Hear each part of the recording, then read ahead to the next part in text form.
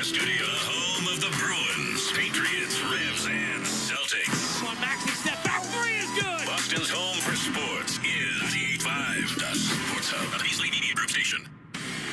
This is Boston Bruins hockey, driven by the versatile Honda CR-V, available at your local New England Honda dealers.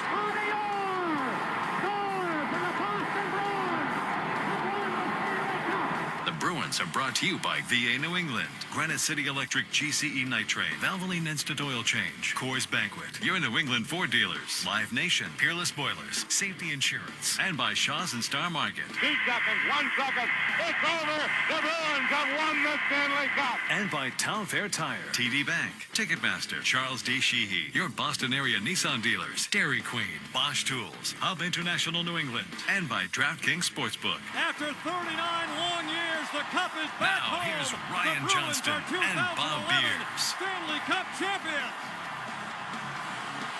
From Ball Arena in Denver, Colorado, the Boston Bruins hit the road tonight to open up 3 straight away from TD Garden, as tonight they take on, for the first time this season, the Colorado Avalanche. As we welcome you into the broadcast booth alongside Bob Beers, I'm Ryan Johnston. Thanks for being with us tonight, as the Bruins will head on to Utah and then to Nashville. But first up, a matchup with the 0-3 Colorado Avalanche tonight. We'll talk a little bit about the Avalanche coming up a little bit later on in our pregame show. But the Bruins trying to figure some things out as they come off a 4-3 loss to the Florida Panthers. They've lost to the Panthers twice so far in the 4 games this season. In the middle, wins over Montreal and the overtime win over Los Angeles on Saturday. And Jim Montgomery looking to get his top 2 lines going as they come here on the road. Really happy with the bottom 6, and the fourth line has been very, very impressive. They're just doing their role. Guys in the top 6 aren't doing their role. They are doing their role.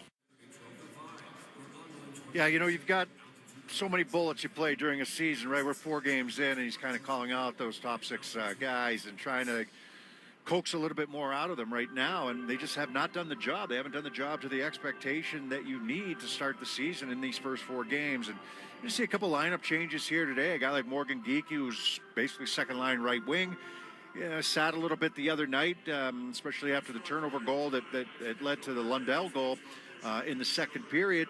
He's going to be a healthy scratch here today, along with Justin Brazo. So a couple changes, to the top. Well, I guess Brazo more playing the third line, but still, some guys that, other than fourth liners, that are going to be, in the press box here today, and you're going to try a couple of new guys in the lineup and see what comes out of it. But I think from, when you listen to the guys talk, when you listen to their comments, their quotes after the game, and when the coach calls them out, and they all agree with it, they all know that they have to be better. And the coach went right after the battle level. And, he's getting it from the fourth line. The fourth line has the battle level, and they've had the success to start the season. So good news, bad news, right? Good news is you've got a fourth line that's producing and playing well and doing their job. The bad news is your fourth line can't be your best line every night, and it has been for the last couple of games. So, it's something right now where they're trying to find a balance. They're trying to find the competitive juices and get them going here early on in the season. And I like the fact that Jim Montgomery's not blaming it on new faces in the lineup. They had the new faces last year as well, and you come in, you get situated, and you get going. If you want to blame a little bit of team defense and being on the same page in that area, I can go there. But the battle level, that can be there regardless of who you're playing with. Well, you talk about that fourth line, Johnny Beecher, Cole Koepke, and this man, Mark Kastelik. They've been a bright spot so far. I think we're all playing with a lot of confidence, and we're really just having fun out there. I think could ask any of us that we've probably never been in this position, so I think we're just kind of trying to roll with it and be confident out there and have fun. And I think with each game we're creating more chemistry, and at the same time I think we're getting a lot of our success from just playing simple and playing the way that got us to this level, and just playing with a lot of speed. So it's been fun playing with these guys so far, and they're great players. Yeah, look, they have a role. There's no question about it. You want to be heavy. You want to get in on the forecheck. They can all skate, which is a plus, right? It's not a fourth line of big guys that can't really move that well. These guys can all skate. They can all get there. And they've made plays, which has really helped them in that area. And they've had help from the defense, but it starts with their forecheck. It starts with putting the puck in the right area. It starts with their, tenacity in the offensive zone, the ability to put other teams' defenses back against the glass, where they're trying to, break pucks out. They can't do it because as soon as they turn around, there's a guy in their face. And these guys have done an excellent job here so far. It's early in the season. You'd love to see it continue. You want to see other lines follow suit, certainly, but they have done their job. And then when they've been in the defensive zone, I mean, we pointed out a couple times, Ryan, that, whether it's whoever it is, any of those three guys, they're laying out, they're blocking shots, they're getting in the shooting lane, they're doing what it takes to win hockey games. And, it's their energy level. They've brought momentum to the Bruins when they've needed momentum in certain games. And it's when you're on the bench and you see the fourth line and the job that they do, that should be uplifting to you as a player, and it should, bring more out of you, saying the fourth line's bringing it. We need to bring it now. And that's what he's hoping. I mean, Jim Montgomery's using him in every situation. He started him in games. He starts them in, at beginning of periods. He starts this line coming out of a power play each and every time. If they don't score, he starts them coming out of a power play. Even if they do score, he starts them coming out of a power play. And he's already started to trust these three guys that he can put them in different situations. And we talked to Jim Montgomery this morning, you hear in his interview later, that, he's not afraid to put them out against any line on the other team. And he won't have the last change. Montgomery will, against the Avalanche here today. So you might find, situations where that line is out there against the McKinnon line, and I think he's confident with that. One of the places that the Bruins are looking to improve is the power play. They are 2 out of 18 through 4 games on the season. Captain Brad Marchand talked about how they can be better. I think we got to be a little stronger in battles. We need to outnumber teams and sometimes just simplify. You have to outnumber the kill in the battles and come up with pucks. We haven't come up with enough, and then the odd time we force a couple. So we've had a couple games that are really good. Their PK is always very good, very tough to play against. But we haven't had a ton of practice time, so it's something we'll definitely work on tomorrow. Yeah, that might be part of it. And Marchand didn't play much in preseason, and Lindholm didn't play much in the preseason, so that might be part of it right now. And or didn't even have the practice time, right? And the reps that you want to be on the same page. But I mean, the last couple of games, it just has looked ugly on the power play. And I know you go through ups and downs during a season. And against the Canadians, at the TD Garden, they were very good. Despite what the numbers say, they were good. They moved the puck around well. They got into the zone. They were decisive. They moved. It wasn't stationary, and it wasn't a stagnant power play. They did what they needed to create chances for themselves. I mean, we watched the Kings move the puck around and how many chances they got. And the Bruins, the last 2 games against the Kings and the last game against the Panthers, it has not been there for them. So a little bit more decisive in their decision-making, entering the zone. And then once you enter the zone, the ability to retrieve pucks if a play gets disrupted, or if there's a rebound, or if there's a block shot, the ability to retrieve pucks, make the right decision, as well as winning the battle to get to those pucks, I think is going to be important for them, and it hasn't been there nearly enough. You mentioned the lineup changes for Jim Montgomery's team tonight. Morgan Geekie, Justin Brazeau will sit out tonight, and Montgomery hoping that Max Jones and Riley Tufte can bring some extra jump. I want to see speed. I want to see tenacity. I want to see relentlessness. Just like, I was just talking about, like, if you're going to have an impact and develop yourself into a role, you got to have an impact on the ice. Just being in the right position, not making things happen, doesn't cut it.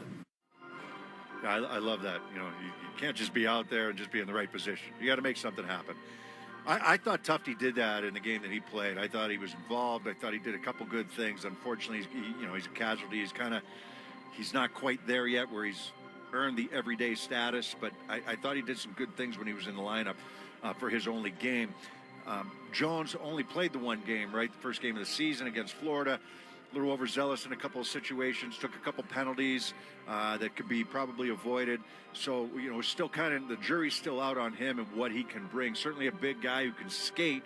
Now can he make good decisions and make a difference, as Jim Montgomery pointed out there. And they're going to play on the same line here today, so we'll see how that line looks. Well, we've got the Bruins and the Colorado Avalanche coming up here from Denver. And coming up here on our Bruins pregame show, we will go around the NHL, including a goalie goal. Philip Gustafson into the empty net. He scores! Bob will sit down with Bruins head coach Jim Montgomery. Defensively, we've got to be ready to check and be above them. The longer the game stays tied, the better it is for us. And coming up next, we'll take a look at tonight's opponent, the Colorado Avalanche. Turn it over. Shorthanded breakaway. They score. Brock Nelson's second goal of the period. And it's 4-1 Islanders. That's all on the way here on the 98.5 The Sports Hub Bruins Radio Network, driven by the versatile Honda CR-V at your local Honda dealer.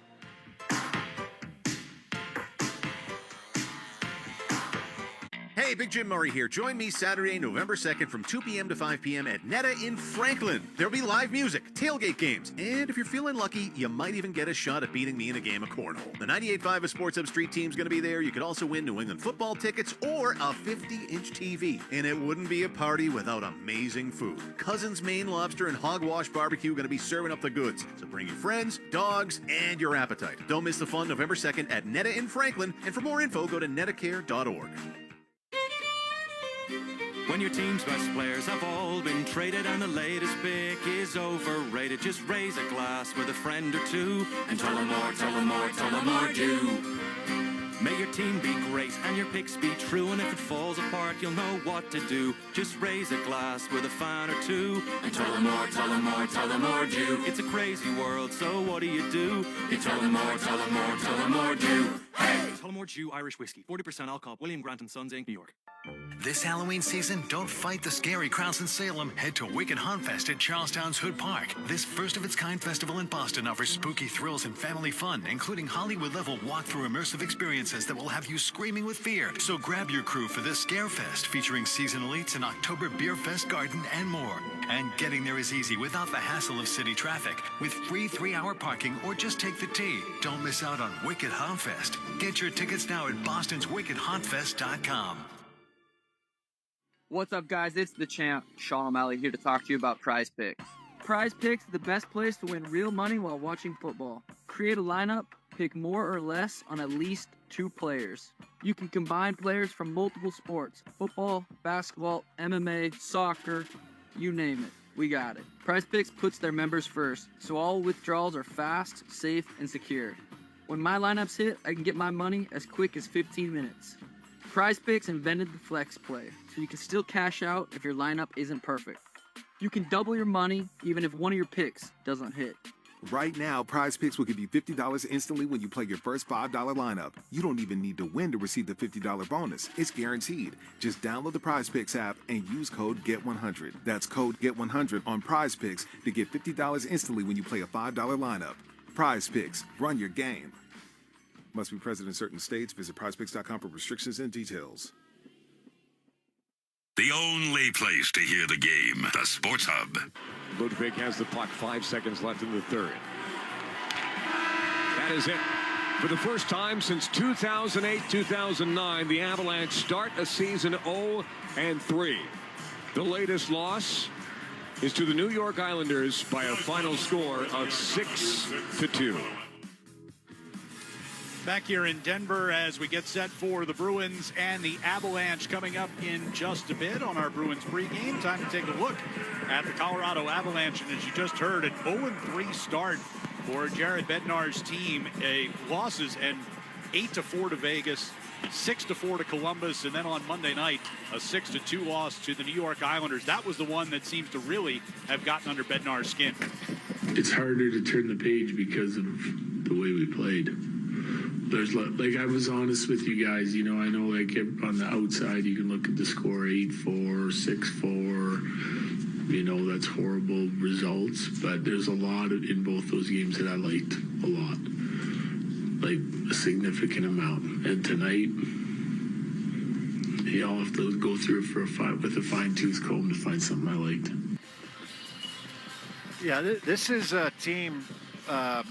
Ryan, when you look down at them, they only semi-resemble the team that won the Cup and the team that they expect to be, and whether it's injuries or whether it's players that are away from the team right now, and that's Nichushkin, but the injuries to Landeskog and to Lehkonen, and now to Devon Taves on the back end, even to Hahn to a certain extent. That's a massive part of their lineup that's not in there. I know they didn't have Landeskog last year either, but still, you think about the guys that are on the sidelines for this group, and it's a huge gap. And then if they don't get the goaltending, which they really haven't here to start the season, but they've been loose in front of them too. I mean, when you go back to Cal McCarr's comments after last game, said this game would have been a lot closer if I was out of the lineup. And that's saying something for Cal McCarr, right? I mean, he's one of the best defensemen in the league. He had a rough night, and I think guys that are in the lineup, the top end guys, they're going to take it upon themselves to try to do more, which that's why that what partly makes them great. And it looks like they're not connected right now. And when you talk to some of the people here, and you even talk to our coaching staff, and they say, yeah, there's something missing right now. It doesn't mean they can't put it together. It doesn't mean they're not dangerous. You go back to last game against the Islanders, and Rantanen had a bunch of opportunities. McKinnon had some opportunities. They're around the net. They didn't get rewarded for it. And then all of a sudden you let a bad goal in, or you make a bad play, and it leads to a breakaway or an odd man rush. You turn the puck over in a bad area, and puck's in the back of the net. It's deflating. And the frustration boiled over, especially last game against the Islanders. So 0-3 here to start the season for the Colorado Avalanche. Something has to give, and you expect them to be, I don't know about on top of their game, but you expect the effort to really be there from especially some of the top guys. And with those injuries, they've had a lot of inexperience in the lineup. They're expected to have their fourth different NHL debut of the season here tonight in Matt Steinberg, who was called up earlier today. Meanwhile, Casey Middlestat believes the Avs can get things turned around after this slow start.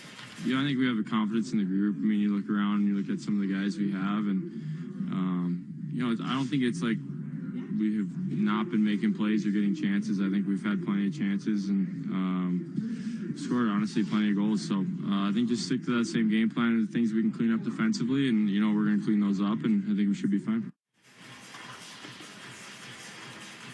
Yeah, Middlestat, he's off to a pretty strong start. He had 2 goals the other day, and he's got 3 on the season to start the year. But you look down at their plus minuses, right? Everybody's a minus right now. And sometimes that can be misleading, whether it's empty net goals or whatever. But I mean, they've been bombarded, right, defensively, and that's an area that the Bruins have to try to exploit here today. I know the Bruins numbers, at 5-on-5 with some of their top lines need to be way better. They acknowledge that, they realize that, but that's an area that you've got to try to take advantage of a team that's hurting right now and a team that's struggling right now in the Avalanche, and go after them and go after them in those areas. But I mean, I'm sure that the Avalanche are very confident that they can get it back.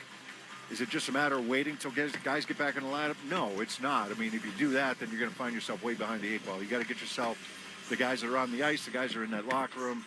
Look at each other, look at the guy next to you, look in the mirror, and realize that things have to be a lot better. And Nathan McKinnon runs hot.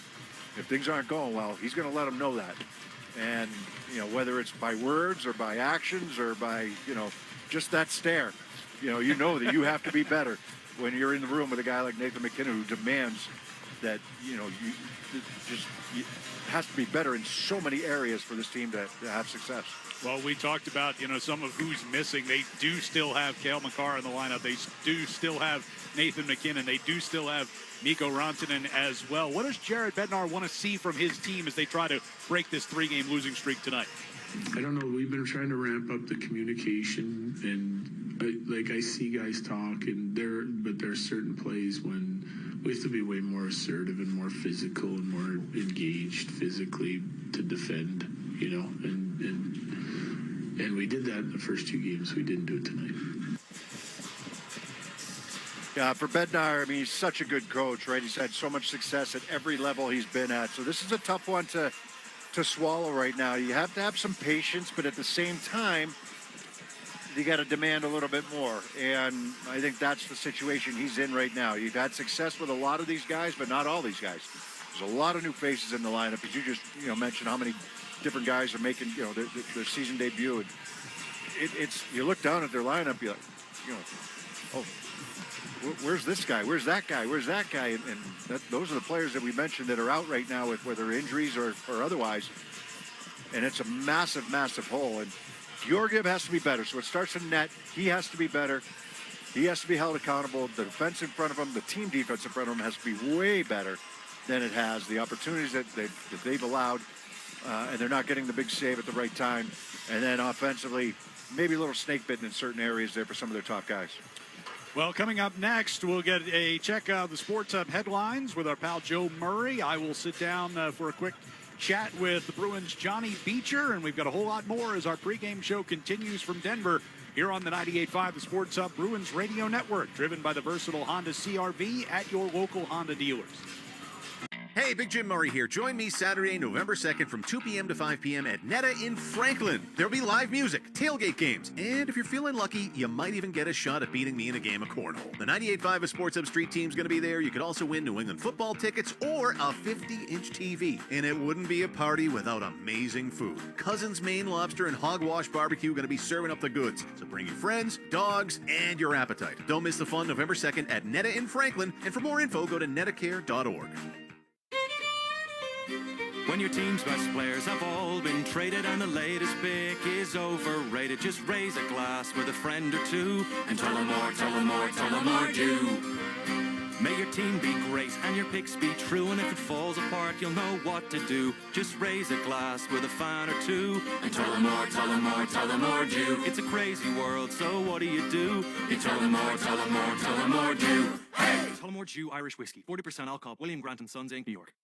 This Halloween season, don't fight the scary crowds in Salem. Head to Wicked Hunt Fest at Charlestown's Hood Park. This first-of-its-kind festival in Boston offers spooky thrills and family fun, including Hollywood-level walk-through immersive experiences that will have you screaming with fear. So grab your crew for this Scare Fest, featuring seasonal eats, an October Beer Fest garden, and more. And getting there is easy without the hassle of city traffic, with free 3-hour parking or just take the T. Don't miss out on Wicked Hunt Fest. Get your tickets now at bostonswickedhuntfest.com.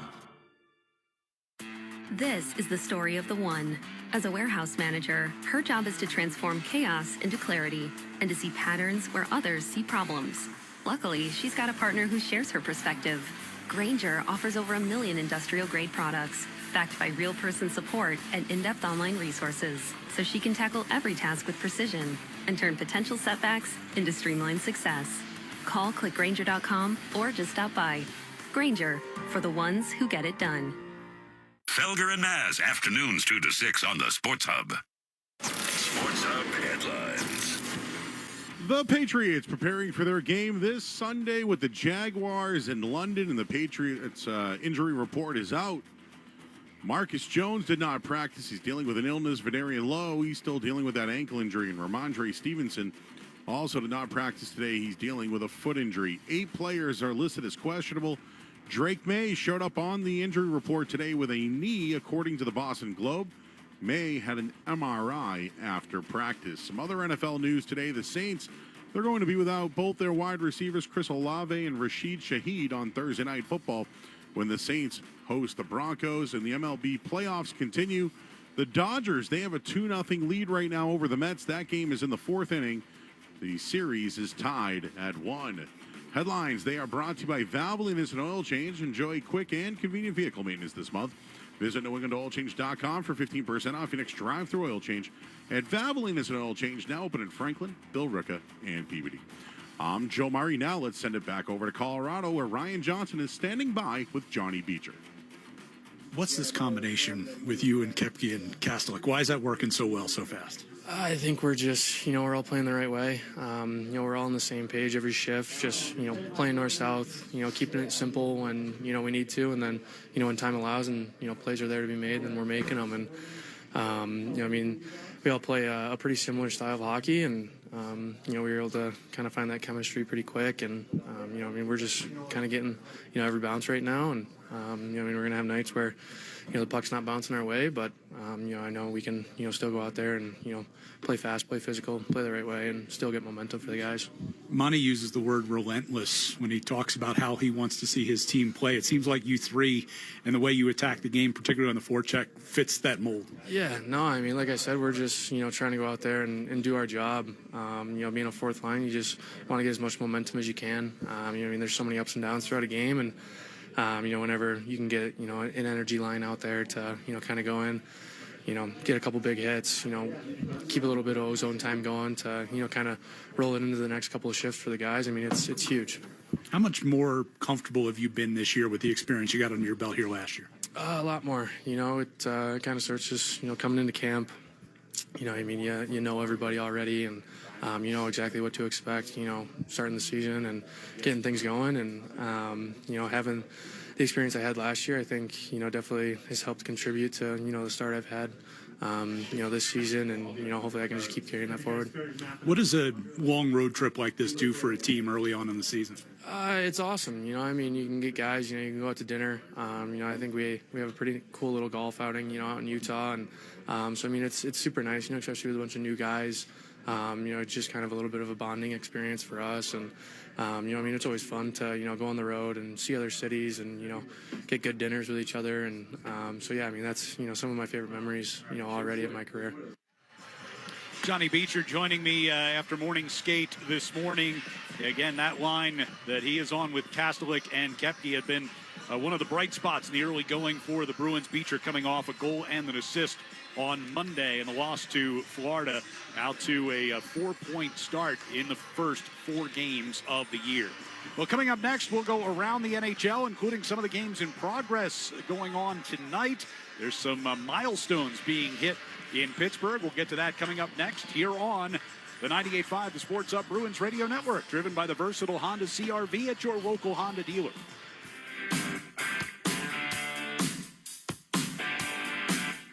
Hey, Big Jim Murray here. Join me Saturday, November 2nd from 2 p.m. to 5 p.m. at Netta in Franklin. There'll be live music, tailgate games, and if you're feeling lucky, you might even get a shot at beating me in a game of cornhole. The 98.5 Sports Up Street team's going to be there. You could also win New England football tickets or a 50-inch TV. And it wouldn't be a party without amazing food. Cousin's Maine Lobster and Hogwash Barbecue going to be serving up the goods. So bring your friends, dogs, and your appetite. Don't miss the fun November 2nd at Netta in Franklin. And for more info, go to nettacare.org.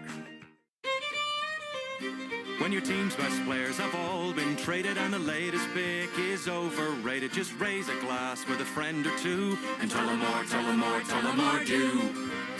May your team be great and your picks be true, and if it falls apart, you'll know what to do. Just raise a glass with a fan or two and tell them more, tell them more, tell them more do. It's a crazy world, so what do? You tell them more, tell them more, tell them more do. Hey! Tullamore Dew Irish Whiskey, 40% alcohol, William Grant & Sons, Inc., New York. It's natural to have a fear of missing out, but Pearl Vision can help you maximize your vision benefits so you don't miss out on what you're entitled to. Whether you need an updated prescription or replace your broken glasses, make the most of your benefits before they expire. Pearl Vision accepts all major vision plans, including iMed and VSP. Visit pearlvision.com to schedule your exam today. Exams available at the Independent Doctors of Optometry at or next to Pearl Vision. Some doctors employed by Pearl Vision. You didn't start a business just to keep the lights on. You're here to sell more today than yesterday. You're here to win. Lucky for you, Shopify built the best converting checkout on the planet. Like the just one tapping, ridiculously fast acting, sky-high sales stacking, champion of checkouts. That's the good stuff right there. So if your business is in it to win it, win with Shopify. Start your free trial today at shopify.com/win. This is the story of the one. As a warehouse manager, her job is to transform chaos into clarity and to see patterns where others see problems. Luckily, she's got a partner who shares her perspective. Grainger offers over 1 million industrial-grade products, backed by real-person support and in-depth online resources, so she can tackle every task with precision and turn potential setbacks into streamlined success. Call clickgrainger.com or just stop by. Grainger, for the ones who get it done. The home of the Bees, the Sports Hub. Back here in Denver, where the Bruins getting set to take on the Colorado Avalanche. It is time to go around the NHL. There are 3 other games in the league tonight, including 2 of them in progress. The Buffalo Sabres visiting the Pittsburgh Penguins, and both Crosby and Malkin with some history this evening. Now Crosby dropped off Malkin's shot clock. Got it again right there, and they score! It's Brian Rust on the power play. And Pittsburgh has got back within 1. And Sidney Crosby just picked up point number 1,600 of his illustrious career. Face-off win, final seconds of the power play for Pittsburgh. That one overshot Crosby. Now it's Malkin. Malkin down. Crosby to the front for Malkin. Save me. Rebound, scores!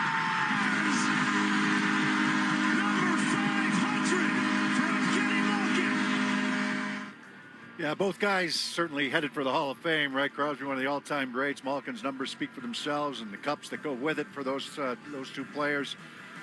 Tremendous milestones for both of them here today. They're playing against the Buffalo Sabres. They just had a 4-3 lead. Malkin's goal gave them a 4-3 lead in that game in the third period.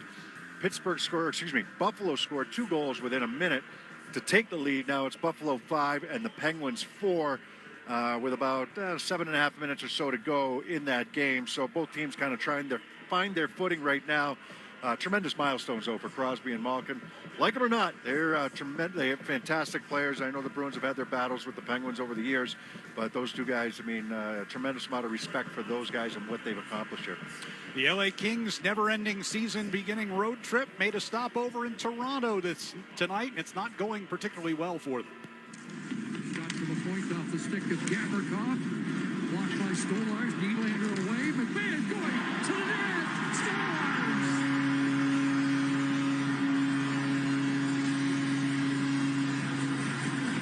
What a pass from Nylander, and Bobby McMahon's doubled down tonight. Toronto leading the LA Kings 5-0 right now. This game is at the end of 2 periods. The LA Kings played against Ottawa the other night, and they gave up 8 goals, including the overtime winner against the Ottawa Senators. So, you know, after a pretty strong performance against the Bruins in that game, and a pretty good defensive game by both teams, or especially by the Kings, you know, in certain areas, wow, the floodgates have opened, and they continue their road trip, and continue the Atlantic Division, but not finding much success today against the Toronto Maple Leafs, who are taking it to them. 18 days away from Los Angeles for the Kings to open up the season. The Utah Hockey Club will visit the Anaheim Ducks tonight, 10 o'clock Eastern time start. Utah President of Hockey Operations Chris Armstrong likes the way his team has started, but still thinks there's some improvement to be found there. There's a lot of growth still ahead for us. We're young, and sometimes we waste a lot of energy at times and don't conserve, and there's better ways for us to play, and we're learning that, and sometimes those are hard learning lessons. Yeah, Billy Armstrong, the general manager of the Utah Hockey Club, they were off to a good start. They were 3-0. They lost the other day, so 3-1 here to start the year. The Bruins will see them coming up in their next game, and they're taking on Anaheim. Anaheim's 1-1, probably in a rebuilding phase. In fact, I'm sure they're in a rebuilding phase here still with Anaheim, but Utah thinks that they can make some strides. I mean, they had some good strides last year with playing in Arizona. They relocate to Utah. Some good young players. They made some shrewd moves. They made some good moves over the summer to bring some good players in, you know, and bring some veteran players in with some leadership and some experience and some pedigree to go around with some of the younger guys that they have that are still making a name for themselves. So Utah's a team I think that's going to make some noise here this year, and Billy Armstrong has certainly done a good job. He had a lot of draft capital to try to bring guys in, and they still have a lot of draft picks in the pipeline, so they're not done yet. Well, we also want to take a look back at a few events from last night, including in Columbus, where the Blue Jackets held their home opener and, of course, honored the memory of Johnny Gaudreau, who was killed in an accident along with his brother Matthew just before the start of training camp. Sean Monahan spoke about the pregame ceremony, which included the Blue Jackets and Panthers letting 13 seconds run off the clock after the opening faceoff. Sorry, to be honest. Yeah, it was a special moment that I'll remember forever. You know, we talked about it a little bit this morning, right? I thought what a tremendous job done by Columbus and by the Florida Panthers. Really touch of class by both organizations. Not an easy moment. There's some guys that were teammates with the Gaudreaus, and it's just a tragedy. There's no other way to put it. I thought they did it right. Columbus started the game without a left winger. They moved the puck over to that wing where Sam Bennett was standing for the Florida Panthers, a former teammate of Johnny Gaudreau, and they let 13 seconds go off the clock before blowing the whistle and kind of resetting and starting the game. And really, I mean, a heartfelt moment. You know, the family was out on the ice. The tribute was outstanding. Kudos to both organizations in a really difficult time. No question about it. And they raised the number 13 banner to the rafters there in Columbus last night in honor of Johnny Gaudreau as well. Meanwhile, in St. Louis last night, a goalie goal. The Wild's Philip Gustafsson capping off a 4-1 win over the Blues. Buchnevich loads, rockets one in, glove down by Gustafsson. He's going to shoot to the empty net. Philip Gustafsson to the empty net. He scores! Philip Gustafsson with a goalie goal! 8.1 seconds to go! I love it. I mean, they had a 2-goal lead. Why not? But what? I didn't see who shot the puck in. Why would you take a slap shot from the red line right on the goaltender? What are you thinking there? I don't get that. He gloved it, he put it down, and he calmly shot it up the length of the ice. He had to put it up and over top of everybody, much like Linus Ullmark did. But if you're dumping the puck in that situation, what are you doing putting it right on the goalie from the red line? Gustafsson said after the game. Maybe the situation, maybe I didn't know the whole situation, but I didn't get that. Gustafsson said after the game, Marc-Andre Fleury, who was backing up last night, was goading him towards shooting for the empty net because they had a 2-goal lead in that situation. He also joked that he wants to sit in on the power play meetings from now on because that goal was a power play goal. One more quick one from last night. Alex Ovechkin became the 60th player in NHL history to record 700 career assists in their win over Vegas. Yeah, and also I'll add to that, players with 700 goals and 700 assists. He joins that group. Wayne Gretzky, Jaromir Jagr, Gordie Howe, Marcel Dion, Phil Esposito, and now Alex Ovechkin, the only players in NHL history with 700 and 700. What a list that is. Well, that's our look around the NHL as we get ready for the Bruins and Avalanche here in Colorado. Bob will chat with Bruins head coach Jim Montgomery when we return on the 98.5 The Sports Hub Bruins Radio Network, driven by the versatile Honda CR-V at your local Honda dealer. Hey, Big Jim Murray here. Join me Saturday, November 2nd from 2 p.m. to 5 p.m. at Netta in Franklin. There'll be live music, tailgate games, and if you're feeling lucky, you might even get a shot at beating me in a game of cornhole. The 98.5 of Sports Hub Street team's going to be there. You could also win New England football tickets or a 50-inch TV. And it wouldn't be a party without amazing food. Cousin's Maine Lobster and Hogwash Barbecue are going to be serving up the goods. So bring your friends, dogs, and your appetite. Don't miss the fun November 2nd at Netta in Franklin. And for more info, go to nettacare.org. What up, y'all? It's Joe Budden, here to talk about Prize Picks. Prize Picks is the best place to win real money while watching football. Season-long fantasy can take so much time, but on Prize Picks, I can pick a new lineup every day. The app is really simple to use. To create a lineup, pick more or less on at least 2 players. Prize Picks puts their members first, so all withdrawals are fast, safe, and secure. When my lineups hit, I can get my money in as quick as 15 minutes. On Prize Picks, you can mix and match players from different sports. Combine your favorite players from football to basketball to hockey to WNBA. Prize Picks is the only daily fantasy app with injury insurance. If your player goes down in the first half, Prize Picks won't count it as a loss. Right now, Prize Picks will give you $50 instantly when you play your first $5 lineup. You don't even need to win to receive the $50 bonus. It's guaranteed. Just download the Prize Picks app and use code GET100. That's code GET100 on Prize Picks to get $50 instantly when you play a $5 lineup. Prize Picks. Run your game. What would you do if your online store converted 36% more shoppers? You could take 36% more vacation. Another pina colada? Yes, please. Open a new retail location with 36% more square feet. Fantastic. Hire 36% more help. You're hired and you're hired. Shopify has the world's best converting checkout, up to 36% better than other e-commerce platforms. What you do with those extra sales is up to you. Switch to Shopify today at shopify.com/listen and get a $1 trial. Shopify.com/listen. Periods. No one really loves talking about that time of the month. But at Knix, Knix, well, it's always that time of the month. Because as the #1 leak-proof brand in America, managing your period in comfort and style is all we do. We've created an amazing line of super comfy, super leak-proof period undies you need to see and feel to believe. These underwear look, feel, and machine wash just like regular underwear, but feature hidden protection technology that can absorb from 1 to 14 regular tampons worth of liquid. So you feel dry, comfy, and free all day long. Millions have already made the switch to Knix, and now you can too. Just go to Knix.com and get 15% off with promo code GET15. That's KNIX.com, promo code GET15 for 15% off life-changing period underwear. Again, that's KNIX.com, promo code GET15. Connect with Boston's home for sports online. 98.5 thesportshub.com. Our pregame interview with Jim Montgomery is brought to you by Safety Insurance, providing comprehensive coverage for your auto, home, and business. Ask your independent agent about safety. We'll help you manage life's storms. Monty, as you get set here for the three-game road trip, you start off here in Colorado. I mean, the theme the last couple of days has obviously been battles. Were you happy with what you saw yesterday in practice and the response from your team?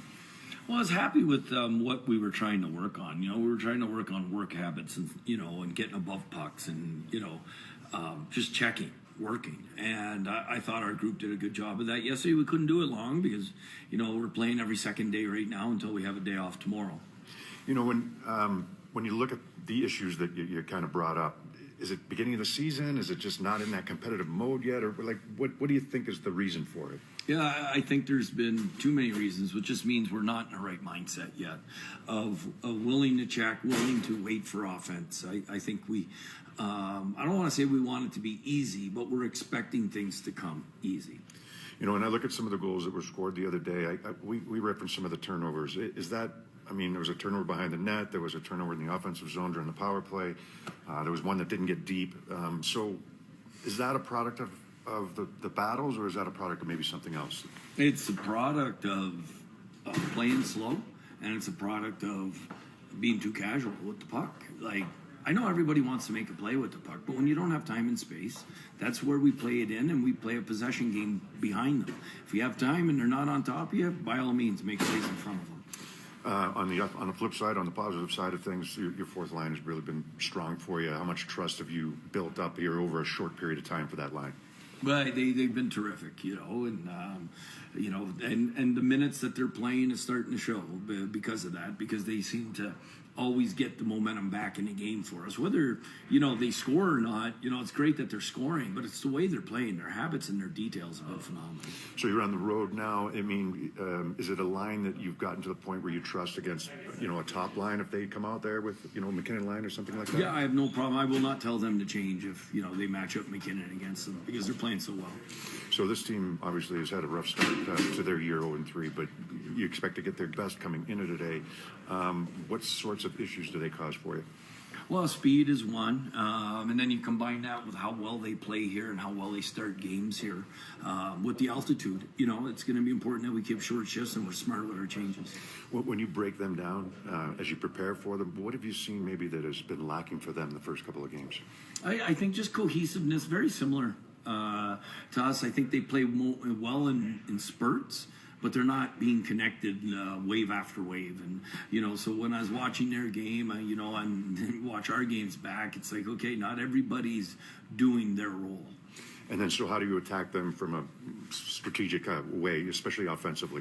Well, offensively, we got to make sure we're making them come 200 feet. And I think that defensively, we got to be ready to check and be above them. It's frustrating when you want to get the longer the game stays tied, the better it is for us. Monty, we appreciate it. Good luck here tonight. Thank you. That's head coach Jim Montgomery. Bruins Avalanche are next.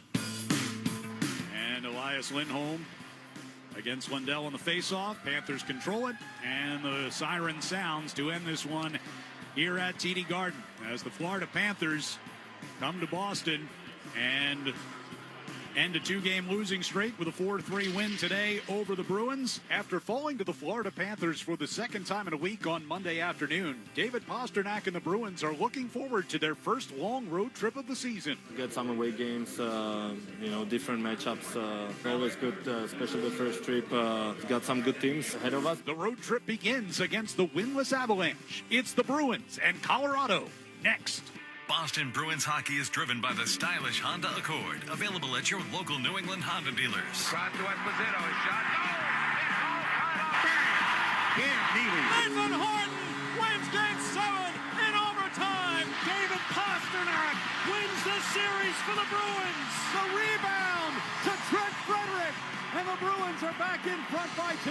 The Bruins are brought to you by VA New England, Granite City Electric GCE Nitrate, Valvoline Instant Oil Change, Coors Banquet, your New England Ford dealers, Live Nation, Safety Insurance, Peerless Boilers, and by Shaw's and Star Market.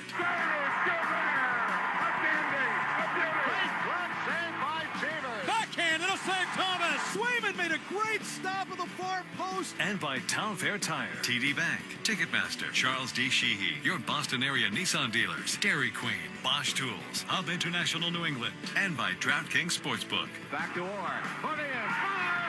His 100th backhand score on a penalty shot for Raymond Bourque. David Pasternak calls game, and the Bruins win it 2-1.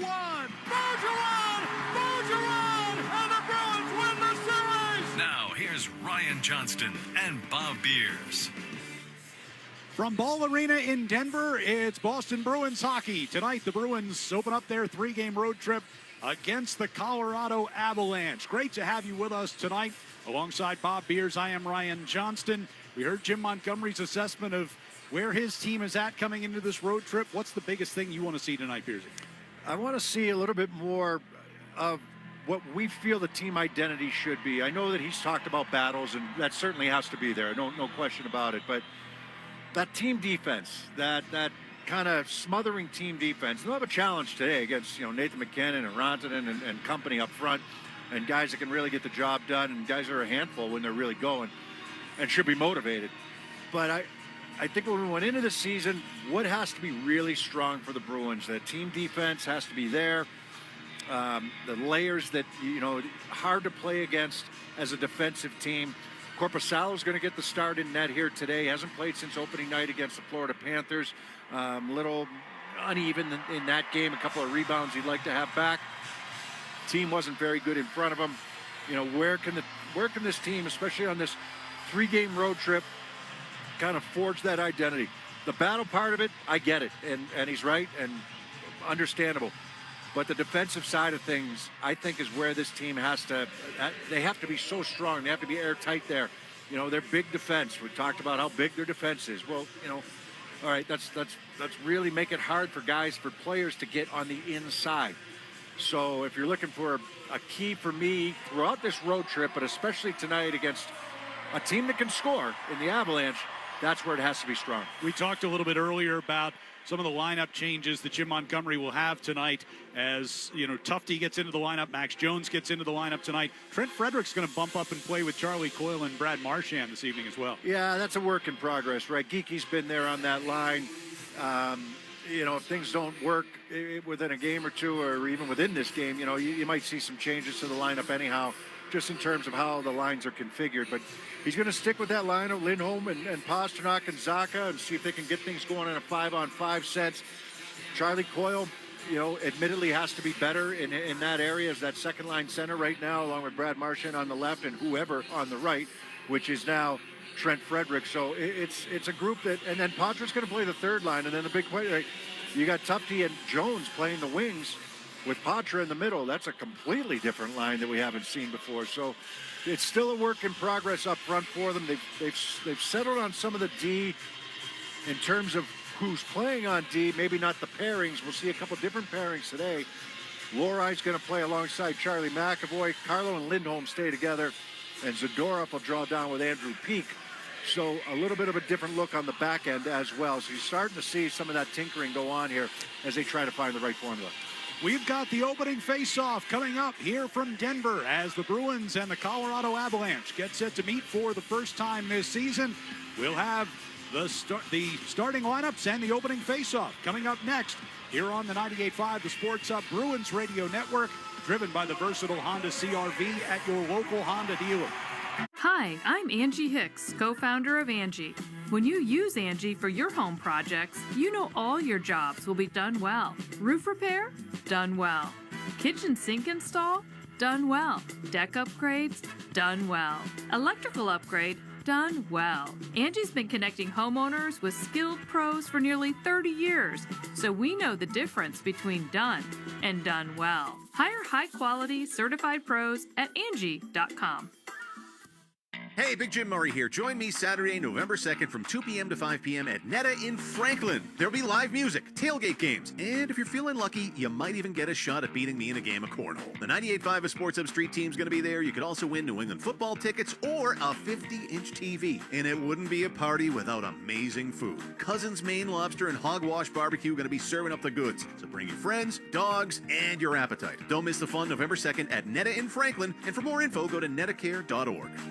What would you do if your online store converted 36% more shoppers? You could take 36% more vacation. Another pina colada? Yes, please. Open a new retail location with 36% more square feet. Fantastic. Hire 36% more help. You're hired and you're hired. Shopify has the world's best converting checkout, up to 36% better than other e-commerce platforms. What you do with those extra sales is up to you. Switch to Shopify today at shopify.com/listen and get a $1 trial. Shopify.com/listen. The Celtics play here at the Sports Hub. First of two meetings on the year between the Bruins and the Colorado Avalanche about to get underway here in Denver. Bruins 2-2 on the young season. The Avalanche looking for their first win in their fourth game of the year. As the opening festivities get wrapped up, let's send you down to ice level and tonight's national anthem to be performed by Amanda Hawkins.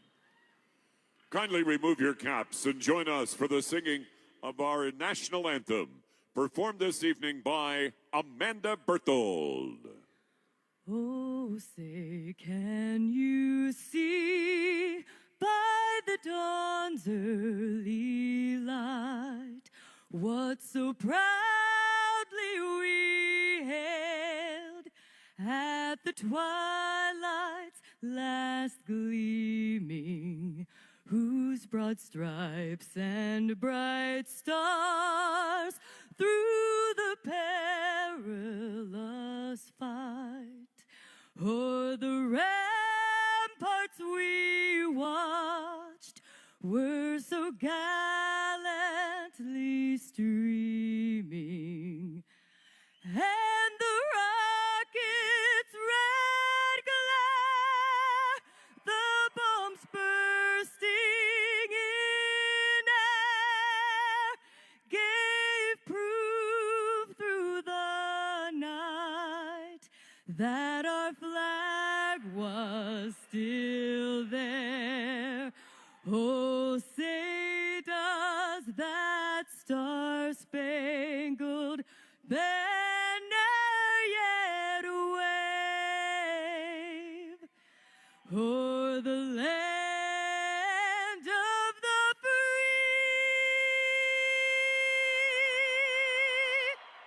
and the home of the brave?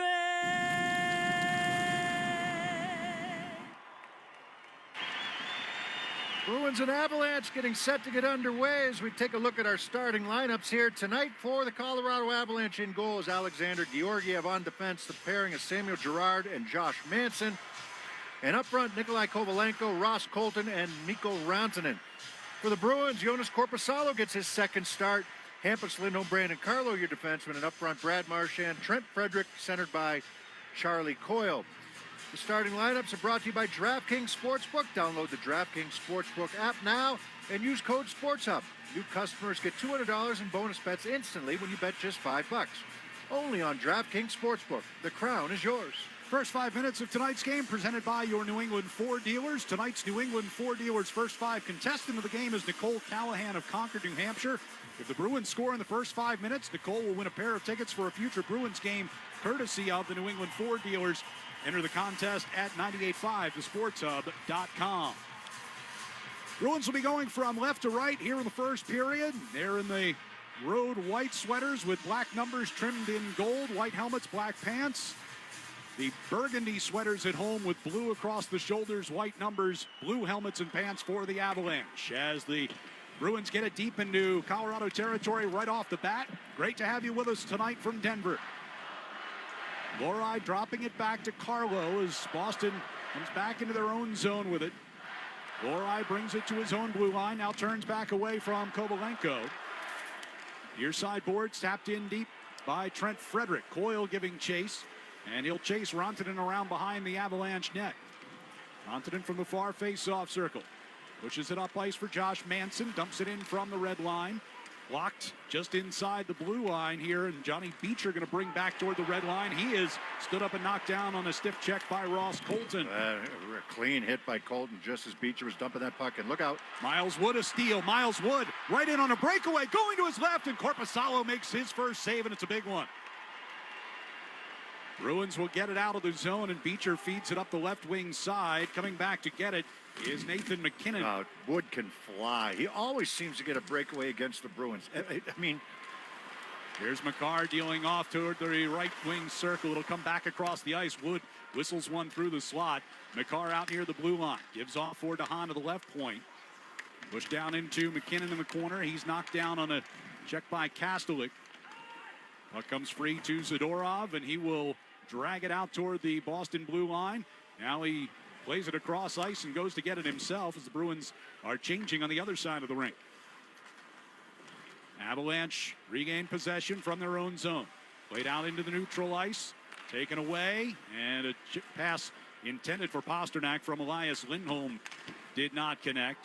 Redirected into the Boston zone. Off the far wall, shot free, came to Pavel Zacha. Zacha trying to lead Pasternak to the Avalanche blue line, and the puck just quite didn't get there. Kiviranta, you get a whistle and an offside here at the Boston blue line with 2:04 gone in this first period. Yeah, Miles Wood shot out of a cannon right from his own blue line. He split the D and he was gone. I think the Bruins are surprised at how quickly he got that puck and was going 0 to 60 there. And good opportunity. He tried to go low to the blocker side, did Miles Wood. It's a good save by Korpisalo right out of the gate. But it just, like that's an area right now for the Bruins. You can make sure that Korpisalo's first game of the year, right? Against Florida, he was under siege early in that game and made some good saves. Puck volleyed into the Colorado defensive zone down to our right side. It'll be brought around the near boards. Tufte pinching against the wall to keep that puck deep. Now Patra in the corner.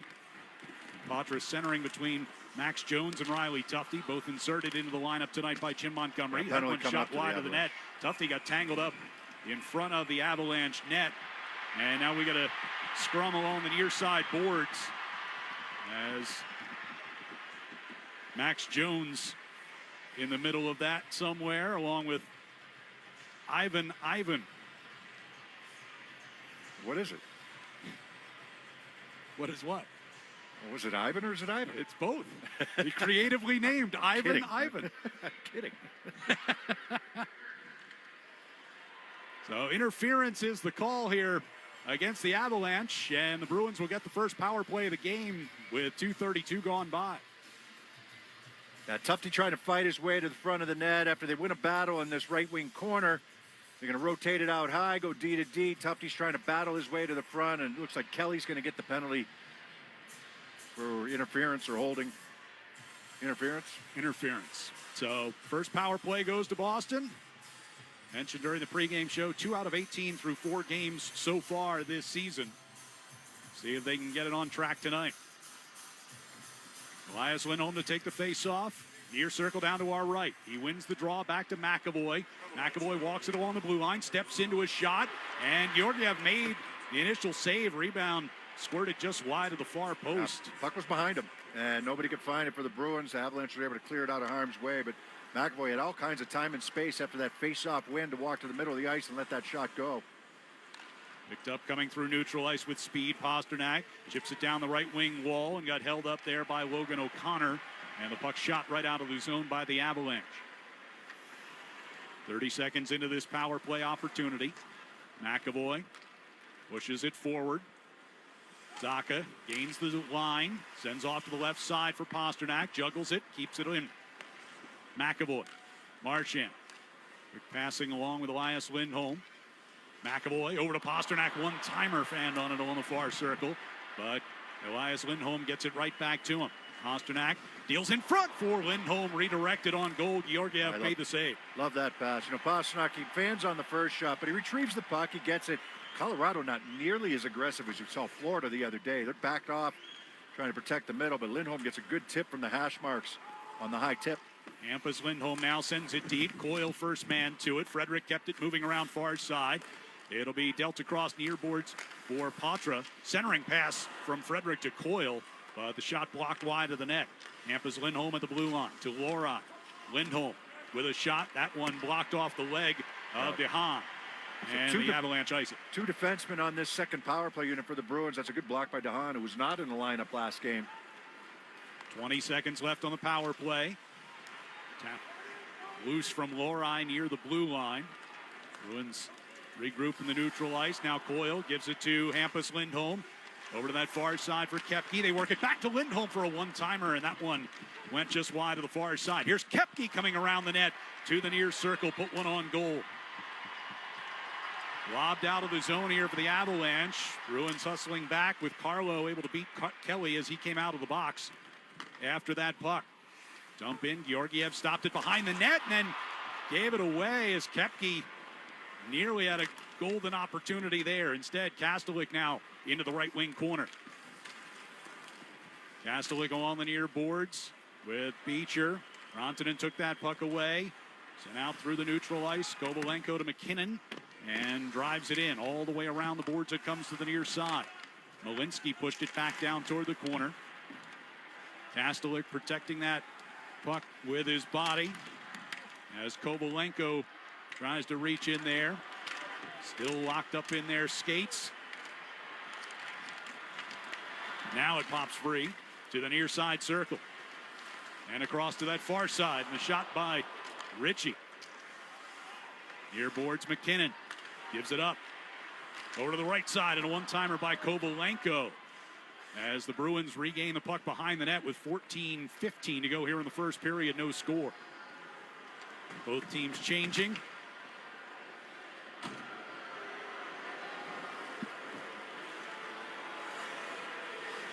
Puck still behind the Bruins net. Well, they're swinging with both forwards for the Bruins, so there's no one for Zadorov to give this puck to.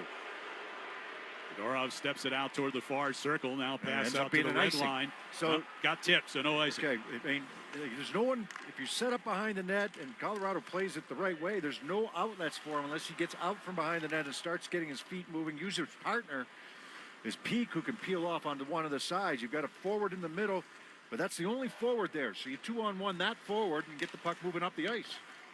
Now Ritchie will play it in behind the Bruins net. Hampus Lindholm took a hit back there. Puck came careening around toward the near side. Patra will force it out of the zone onto the stick of the Avalanche, Samuel Girard. Ritchie tapped one through the neutral ice. Pasternak skates back onto it in the Boston zone. Gives it up for Peak. And Peak will angle a pass ahead for Pasternak with speed into the Avalanche zone. Knocked off his stick by Makar as he tried to go to the net. That's smooth by Cal Makar there. Here's Matt Steinberg making his NHL debut. Got the puck behind the Boston net.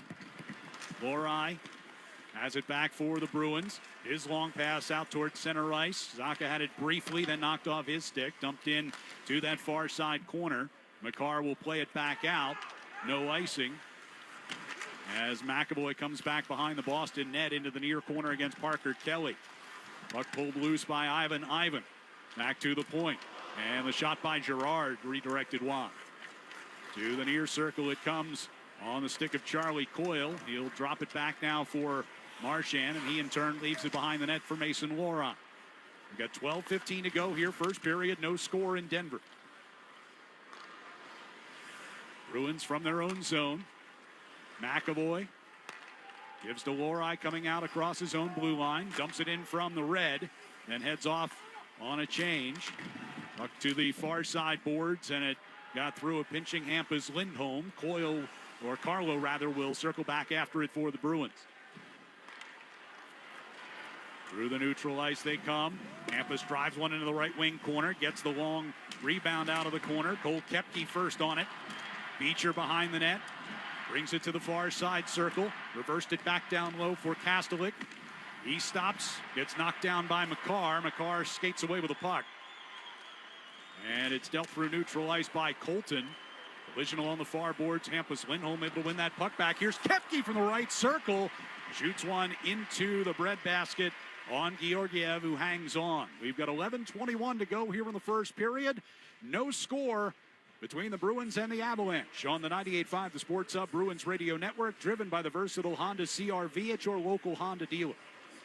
What up, y'all? It's Joe Budden here to talk about Prize Picks. Prize Picks is the best place to win real money while watching football. Season-long fantasy can take so much time, but on Prize Picks, I can pick a new lineup every day. The app is really simple to use. To create a lineup, pick more or less on at least 2 players. Prize Picks puts their members first, so all withdrawals are fast, safe, and secure. When my lineups hit, I can get my money in as quick as 15 minutes. On Prize Picks, you can mix and match players from different sports. Combine your favorite players from football to basketball to hockey to WNBA. Prize Picks is the only daily fantasy app with injury insurance. If your player goes down in the first half, Prize Picks won't count it as a loss. Right now, Prize Picks will give you $50 instantly when you play your first $5 lineup. You don't even need to win to receive the $50 bonus. It's guaranteed. Just download the Prize Picks app and use code GET100. That's code GET100 on Prize Picks to get $50 instantly when you play a $5 lineup. Prize Picks. Run your game.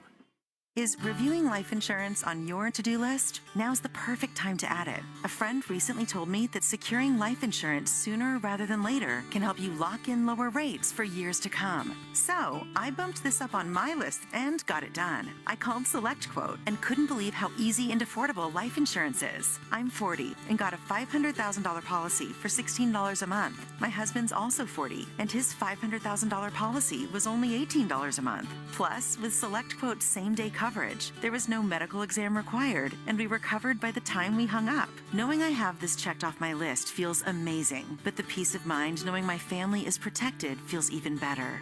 Go to SelectQuote.com to get your free quote today. That's SelectQuote.com. SelectQuote.com. Details on example rate at SelectQuote.com.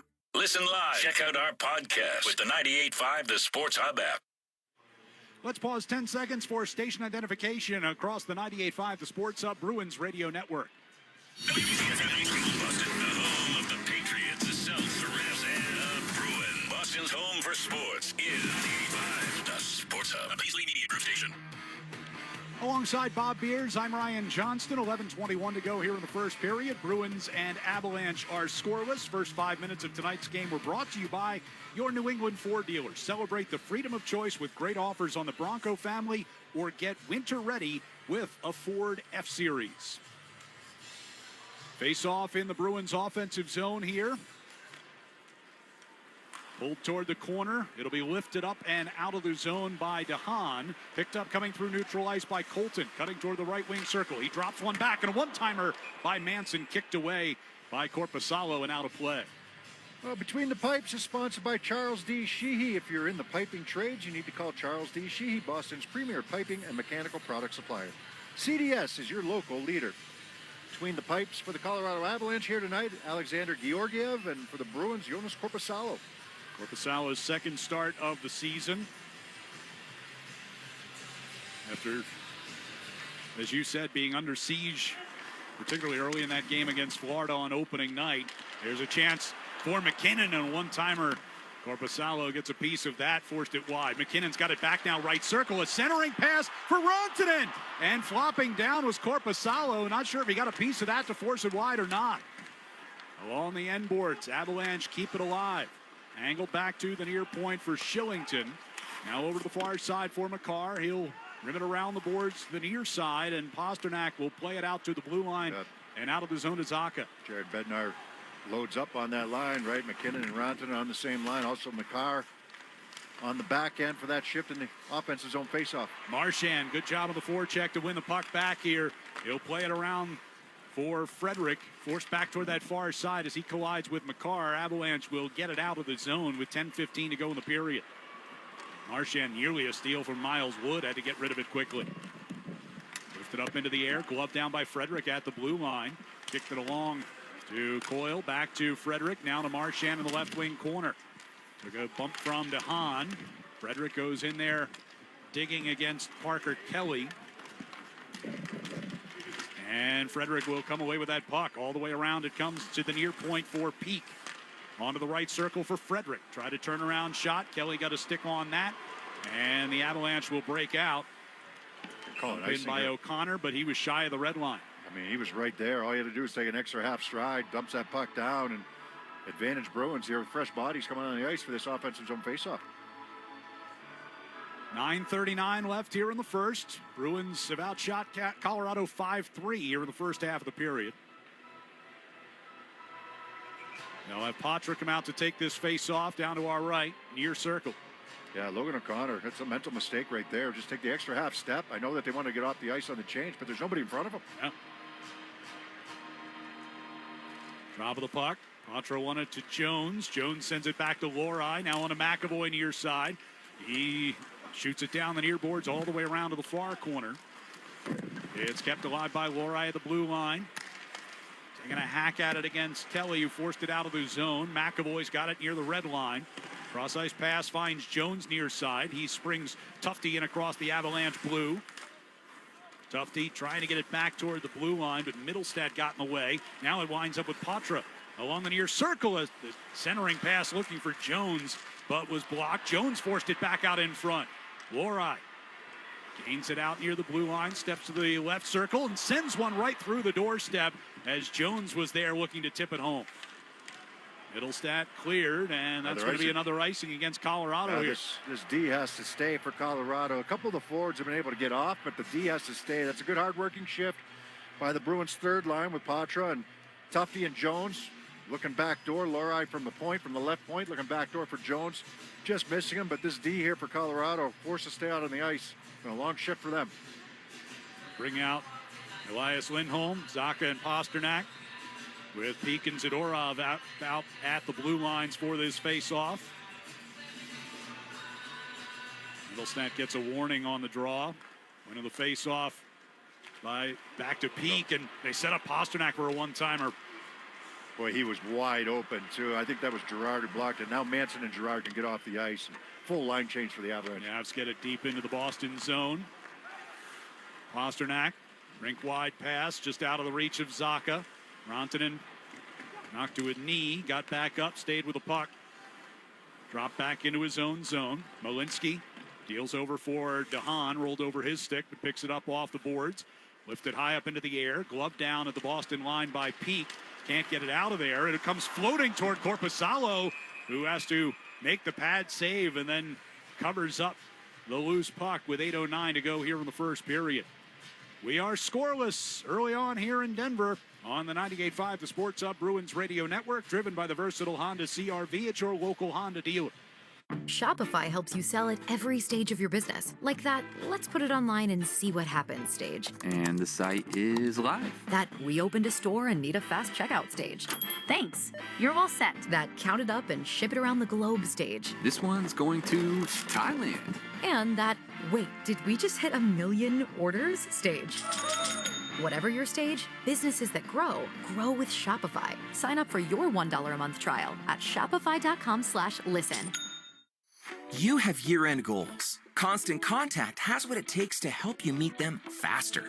Sell more, raise more, and build real relationships with your audience with Constant Contact's digital marketing tools, all made to fast-track your success. Put the go in your 2024 goals with email, social, SMS, and customized marketing campaigns built for you in just a few clicks. Ready, set, go to ConstantContact.com and start your free trial today. The home of the Revs, the Sports Hub. No score here between the Bruins and the Avalanche. 8:09 to go in the first period. Fans of Bruins will be back on Causeway next Thursday to take on the Dallas Stars. That's a 7 o'clock face-off. Select tickets are still available to purchase. Visit bostonbruins.com/tickets to secure your seats now. Face-off will be to the right of Jonas Korpisalo. Kastelik will take this draw against Rantanen. Face-off win, and the Bruins get it out of the zone right away. Marchand batted it forward. Makar steers it for McKinnon coming through the neutral ice. Hampus Lindholm able to knock Kovalenko off of that puck. Bruins turn up ice with it. Coming through neutral ice is Coyle. Gave it off left side for Frederick. The return pass. Coyle kicked it Back toward Frederick, brings it in behind the net. To the right point for Carlo. Back down low to Frederick.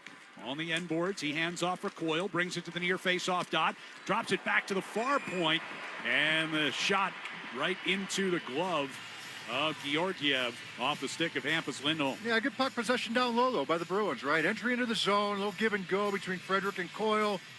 Marchand's going to rotate it back up high to Carlo, back down low and behind the net, win a battle, get there first, peel off from the front of the net as Frederick does, and then Coyle, who we haven't seen it enough so far in the first 4 games, so good at protecting pucks, and he's hard to take off the puck. He's going to hold on to it, end up moving the puck out to the left point. Georgiev had a pretty decent look at that by the time the shot came in, but you know, making teams work defensively, that's something that the Bruins have been lacking a little bit here on a consistent basis. One of the things. Face off far circle down to our right.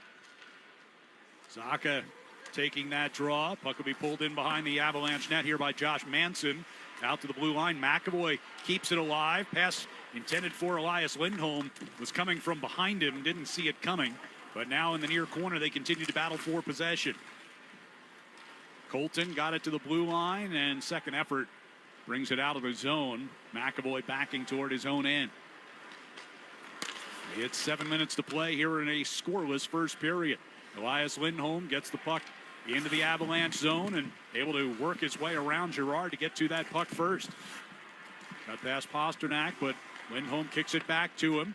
Now to the near side boards, and McAvoy waiting for it out near the blue line. Centering pass for Pasternak from the high slot. Shot is blocked and goes up over the glass, out of play.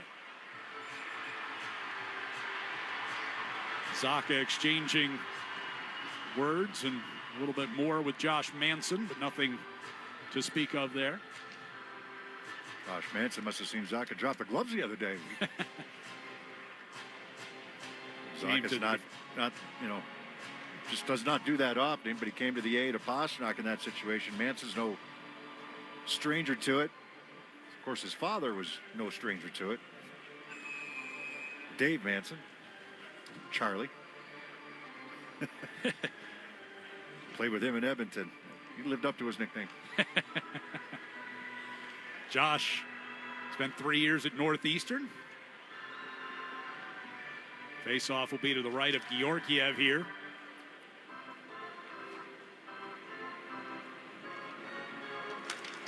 They drop it, pulled toward the corner, but Koepke to it first. Around the near boards it comes, and Peak pushed it past Beecher, on to Koepke, coming out from behind the net toward the left circle.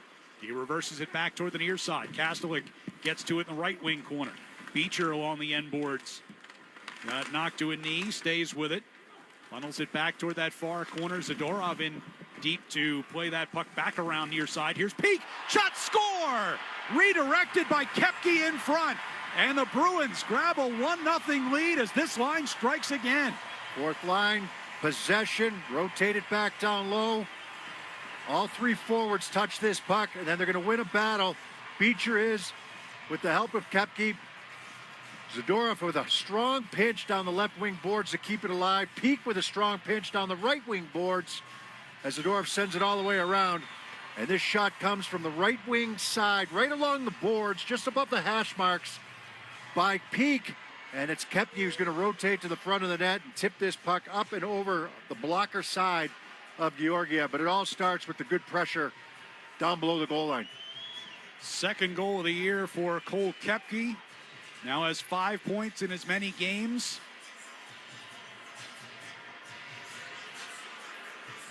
Peak will pick up an assist there. So that will be Zadorov. his second point, as will Zadorov. Zadorov now with 3 assists in 5 games to start the year. So 6:13 to play in the first period. I mean, those are strong pinches by both defensemen. Zadorov's way down on that left side. He's not pinching like down the boards because they're wrapping the puck around. He's getting there. He's 10 feet inside the blue line, so he's anticipating where that puck's going to go when he gets down there. And then Peak's doing the same thing. When Zadorov sends a puck around the boards, Peak is down low on the right side to make that play. Bruins get whistled for an icing here as they tried to get the puck into the Avalanche zone. When teams bring their defensive forwards way down deep to help their defensemen out, if you're an offensive defenseman there, on the offensive side of it, you can't be standing at the blue line. You got to be deeper into the zone and anticipate where that puck's going to go so you can be there first. And both defensemen with strong pinches there. Into the face-off here for the Avalanche. McCarr sent it over near side for Shillington. Coyle able to get a takeaway, and the Bruins will break out. Moving from left to right. Frederick coming down the middle here, takes the shot. Georgiev made the blockers save into the far corner. Big rebound. McKinnon coming out from behind the Avalanche net. Harassed by Coyle, forced back around far side. Now Miles Wood will bring it into the neutral ice. Wood trying to find McKinnon, but McKinnon was headed for a change. The Bruins have the puck back with 5.5 to go in the period. Hampus Lindholm from in front of his netminder Korpisalo. Gives off to the right side for Carlo, and his dump in came from just shy of the red line, so that's another icing. Officials are not letting him get away with anything at center line. Well, no, I mean, O'Connor's was definite. I mean, when you see it, but so if you're going to call it on that side, you've got to be consistent with it. And yeah, I mean, that's, you make the call on one side or you make the call on the other. Carlo was pretty close. He was closer than O'Connor, but they're going to call it tight, then you got to know that. Off the face-off, Bruins will get it out of the zone. This one will go the length of the ice, but no icing. Touched by the Avalanche. Tufte gets in there after it, and as Manson hits the deck, a penalty is coming up. It's going to be on Tufte, I believe, for holding. So with 5:12 to go in the first period, Colorado will get its first power play of the game. It's the Bruins on top, 1-0, here on the 98.5, the Sports Hub Bruins Radio Network, driven by the versatile Honda CR-V at your local Honda dealer. You have year-end goals. Constant Contact has what it takes to help you meet them faster. Sell more, raise more, and build real relationships with your audience with Constant Contact's digital marketing tools, all made to fast-track your success. Put the go in your 2024 goals with email, social, SMS, and customized marketing campaigns built for you in just a few clicks. Ready, set, go to ConstantContact.com and start your free trial today. Sometimes your phone breaks. Ugh. Dude. What the? Oh, seriously? Hey, life happens. But at Verizon in the Providence area, we got you. Trade in any phone from one of our top brands in any condition, guaranteed. And get a great deal on one of our best 5G phones with Unlimited Ultimate. And turn... No! Into... Oh, yeah! Visit a Providence area Verizon store today. My brother-in-law died suddenly. Now my sister and her kids have to sell their home. After that, I told my wife we couldn't put off getting life insurance any longer. An agent offered us the 10-year, $500,000 policy for nearly $50 a month. Then we called SelectQuote. SelectQuote found us identical coverage for only $19 a month. A savings of $369 a year. Whether you need a $500,000 policy or a $5 million policy, SelectQuote could save you more than 50% on term life insurance. For your free quote, go to SelectQuote.com. That's SelectQuote.com. SelectQuote. We shop, you save. Full details on example policies at SelectQuote.com. The only place to hear the game, the Sports Hub. Bruins out to the lead thanks to a Cole Koepke goal assisted by Andrew Peak and Nikita Zadorov. That goal is our delivery of the game, delivered by Granite City Electric's GCE Night Train. Electrical contractors, get on board the GCE Night Train. Order your materials to be delivered overnight to the job site the following morning and save time and money. Go to GCEnighttrain.com to order. Colorado goes to the power play for the first time tonight. Riley Tufte whistled off for holding. And the Avalanche gets set up on the power play as Cale Makar out at the right point here. They'll give it along, and they work it into the corner. Centering pass, and they score just like that. Ross Colton one-times it past Korpisalo, and we're tied at 1. Yeah, this has been the one thing that's, I mean, they're so dangerous on this power play. They use the bumper extremely well, and that is Colton. Makar, composure at the right point, uses Colton in the middle. Colton's going to move it down low for Rantanen and then go to the net. And that's on the right wing side there for Rantanen. A little feather pass into the middle for Colton. He's a left shot, and he gets a pass from the right wing corner. And the quick shot without stopping it, it's going to beat Korpisalo to the blocker side. Nice give and go. Second goal in 4 games on the season for Ross Colton, product of the University of Vermont. And so tied at 1, just under 5 minutes to play in the first period. Cale Makar brings it from the Colorado zone to the red line, dumps it down the right wing boards. Around to the near circle it comes. Miles Wood took a shoulder from McAvoy, with McAvoy and Beecher involved in a 2-on-2 battle for possession along the end boards. McAvoy able to kick it free, and Beecher's got it out from behind the net. He'll bring it out into the neutral ice with a pass from Mason Lohrei. Right side, Kastelik chasing, shoots it in behind the Avalanche net. Beecher turns around from the near boards. Kastelik got knocked down in front as he tried to get the rebound. Georgiev had kicked one out right into the slot. Come right back with the fourth line after the goal is scored against you, and Kastelik has a good chance. Just couldn't quite keep his balance there. Thought he might have been interfered with. Pasternak turnaround shot from the right circle. Georgiev made the pad save. Elias Lindholm brings it in behind the Avalanche net. Tried to leave it along the far circle, and a little miscommunication with Zadorov, but the Bruins keep alive. Zacha, top of the right circle, passes along for Pasternak. Long shot, stick to side by Georgiev. Around the boards it comes, courtesy of Zadorov. Pasternak back to peak of the point, a one-timer block. Near circle, Zacha to Elias Lindholm for a one-timer, and that one whistled just wide. Lindholm's got it back on the far boards. In behind the net, here's Zacha. Zacha trying to go to the far side of the net, gets taken down, and Shillington's going to go. Yeah, I thought there were a couple chances for possible penalties there. That's 2 strong shifts in a row. After the Avalanche score the goal by Colton, the power play goal by Colton, Bruins come back with the fourth line. Good shift in the offensive zone, and they followed up with another good shift by the Lindholm line up front. And the shot mentality, but also winning battles, getting to pucks, being first on pucks, and Zacha eventually draws this penalty. Bruins Power Play is brought to you by Bosch Tools, engineered for efficiency, comfort, and ease. Bosch Tools are built to keep workers going at full strength. Bosch Tools, what hard workers deserve. So 3:20 to go here in the first period, tied at 1. Face-off will be in the Avalanche zone. The Bruins a 5-on-4 advantage. Coyle will take the draw. He's got Frederick to his left, Patra to his right. Now Patra will stand in as Coyle gets booted out of the face-off circle. Lohrei and Hampus Lindholm stand ready back at the blue lines. Coyle taps it back toward Hampus. Now Coyle centering pass, and Patra couldn't settle it. Coyle kept alive near the blue line. Here's Patra, right circle, shot blocked by Girard, and it'll be played up and out of the zone by Kelly. So they win the face-off, then Colorado gets real aggressive out near the point.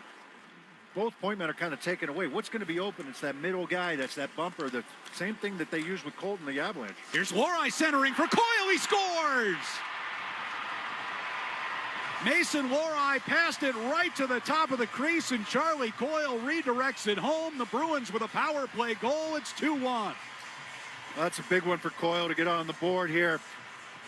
So once the puck gets cleared out, as the Bruins couldn't quite handle that puck in the bumper, then they get moving right back the other way, and Lohrei pushes the pace, coming down the left wing boards. Good entry into the zone, but Coyle still has to beat his man to the front of the net, which is exactly what he does, getting there back door. And he's able to chip this puck home past Georgiev, who can't get there in time. And as he moves right to left, and that's a nice goal for Coyle, but a really good pass, good entry as Lohrei makes the strong pass across the front. So both teams with a power play goal here in this first. Coyle had gone without a point in the first 4 games. Bruins get a power play goal, their 3rd in 5 outings this year. Puck comes into the Avalanche zone as DeHaan spun it around far side. Beecher fires a loose puck toward Georgiev, but redirected off into the far corner. Out of the zone courtesy of Malinsky. McAvoy brings a puck behind his own goaltender. On for Kastelik at center ice, chopped at by Koepke. Steered back toward Korpisalo, and it'll be taken by Zadorov. 2:18 to go in the period. Bruins up by a goal. McAvoy feathers a pass in Pasternak's direction, slipped away from him as he tried to wind it around behind the net. Instead, it'll be Middlestat springing McKinnon up the left wing side. McKinnon to the left circle. A centering pass got all the way through. Off the far boards, it's kept alive here for the Avalanche, but McAvoy a takeaway in the far corner, sends it up off the far glass, and it jumps into the Bruins bench. It's a good answer for the Bruins power play, right? You had that opportunity earlier in the period. A couple of looks, but nothing quite the way you wanted them, right? Had the good look by Pastrnak into the middle to Lindholm for the high tip, which is probably their best chance. But that's off the rush there for, we'll call it the second unit for the Bruins. Here's a shot off the crossbar from Makar, and the official's not sure where that puck went. It's out of play. Oh, that puck jumps off of his stick, right? I mean, he gets moving right to left out at the offensive blue line and lets that shot go. And it's just a wrist shot, but he just gets so much on it, and you've got some traffic down around the net. Knows how to get it through. Bruins didn't rotate to get out there on Makar, and he had free reign to move exactly wherever he wanted to get that shot away. They saw a win in the far circle by Frederick, and they get it out of the zone. Makar loves it down, dumps it back in, but stopped about halfway deep by Hampus Lindholm. Puck is redirected through neutral ice, goes out of play with 1:41 to go in the period.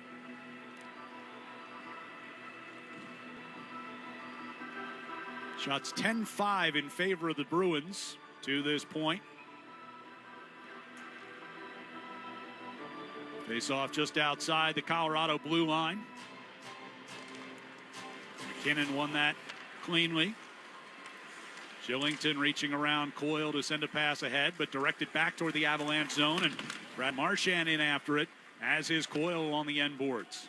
Makar will send it around to the far side hash marks, but pinching down to get it was Hampus Lindholm. Coyle back of the net, brings it toward the near side, puck on his backhand, now wheels it back out in front, and it hit a skate with a whole bunch of bodies standing near that crease. Coyle will play it back behind the Avalanche net. Marchand left wing circle, looking for Frederick, knocked away from him. Makar's got it on his stick, and then he has his pocket picked by Coyle. Frederick in the left wing corner, shielding that puck, leaves it for Coyle in the left wing corner. Coyle backhands it down the wall as Marchand and Shillington come together. Pastrnak and Makar collide. Centering effort by Coyle, tipped high up into the air, glove down by Marchand. Bottom of the left circle, his shot was tipped and up over the net. We got 35 to go in the period. Pastrnak centering, Elias Lindholm tipped it toward the net. Georgiev made an initial save, and then the Avalanche will ice the rebound here with 24 seconds left in the period. I'm looking at the Avalanche players. They are gassed right now. That's the shift for the Bruins. And then they got fresh bodies on the ice. The same Avalanche players have to stay after the icing call. Just relentless on pucks here. Both of those lines. And two shifts in a row, keeping the Avalanche pinned inside their own zone. And now Elias Lindholm will go to work on this faceoff.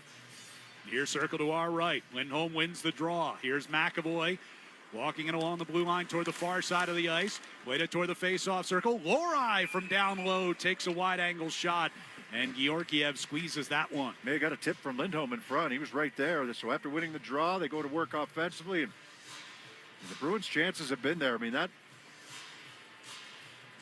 Georgiev's had to work here defensively. The Avalanche have had to work defensively, I think, more importantly, because the Bruins have been, they've taken their coach's words to heart, right, and winning some battles in that offensive zone. Face off to Georgiev's right. 15.2 seconds left here in the first period.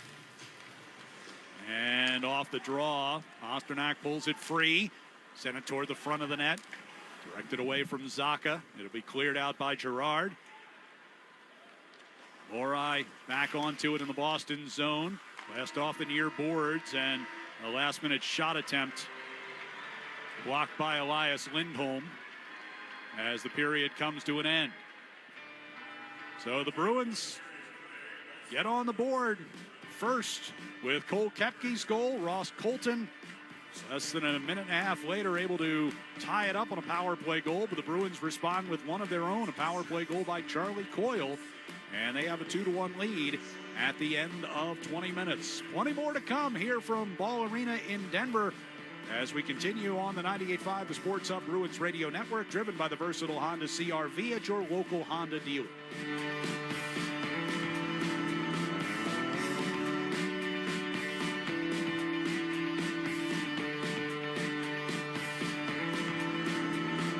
You didn't start a business just to keep the lights on. You're here to sell more today than yesterday. You're here to win. Lucky for you, Shopify built the best converting checkout on the planet. Like the just one tapping, ridiculously fast acting, sky-high sales stacking, champion of checkouts. That's the good stuff right there.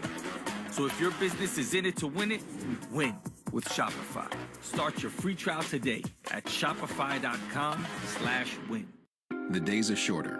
Make the most of them. At the L Certified by Lexus Fall Collection sales event, featuring special offers on select pre-owned models. Named Best CPO Program 7 years running by U.S. News and World Report. Every L Certified vehicle comes with an unlimited mileage warranty up to 6 years and a complimentary maintenance plan.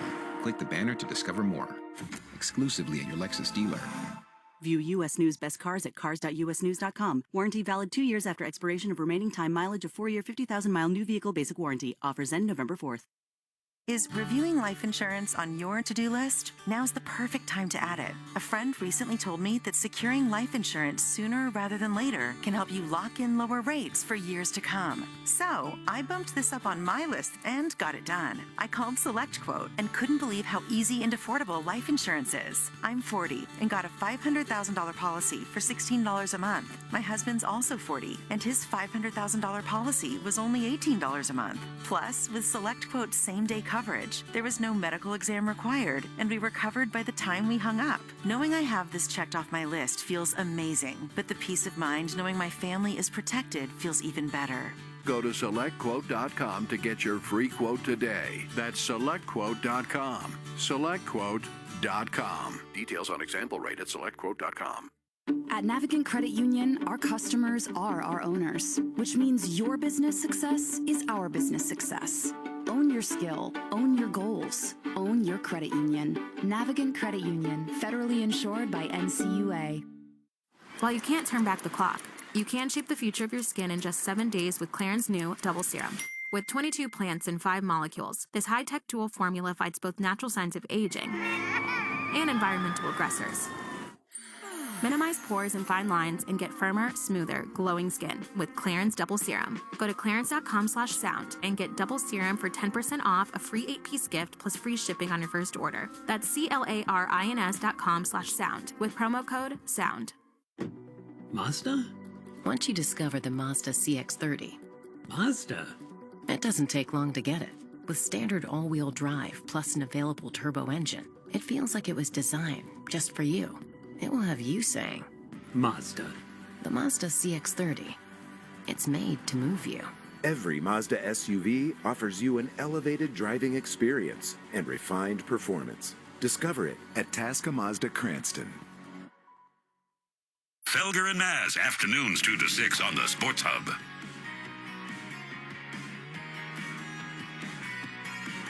In Denver, where the Bruins have a 2-1 lead over the Colorado Avalanche. Alongside Bob Beers, I'm Ryan Johnston. And we're pleased to be joined here between periods by Dave Fisher, Senior Director of Communications for USA Hockey. Thanks for joining us. Good to see you. It's good to see you guys, too. Welcome to Colorado, and fun atmosphere here tonight. Well, so far, so good for the Bruins. Yeah. Drink lots of water. That's what I hear. That is a trick. Well, let's talk first off about a program that USA Hockey, I know you guys have to be very proud of it, National Try Hockey for Free Day. Tell us about this. It's coming up next month. Yeah, coming up. I know probably a lot of listeners out there have kids involved in hockey, but I'm sure some don't, or they have neighbors that don't. And coming up on Saturday, November 2nd, 15th year of it. It's hard to believe. I think we've introduced more than 250,000 new families to the sport through. It's called Try Hockey for Free, and you can go to tryhockeyforfree.com, type in your zip code, and then find rinks near you. And you just come out, and the local programs provide equipment. They provide certified instructors, and it's always fun. We're here in Colorado Springs, USA Hockey, just down the road from Denver, and I always go out, and it's fun to see the smiles on kids' faces out in the ice and the joy for the first time. And they fall down and get up, and much like life, right?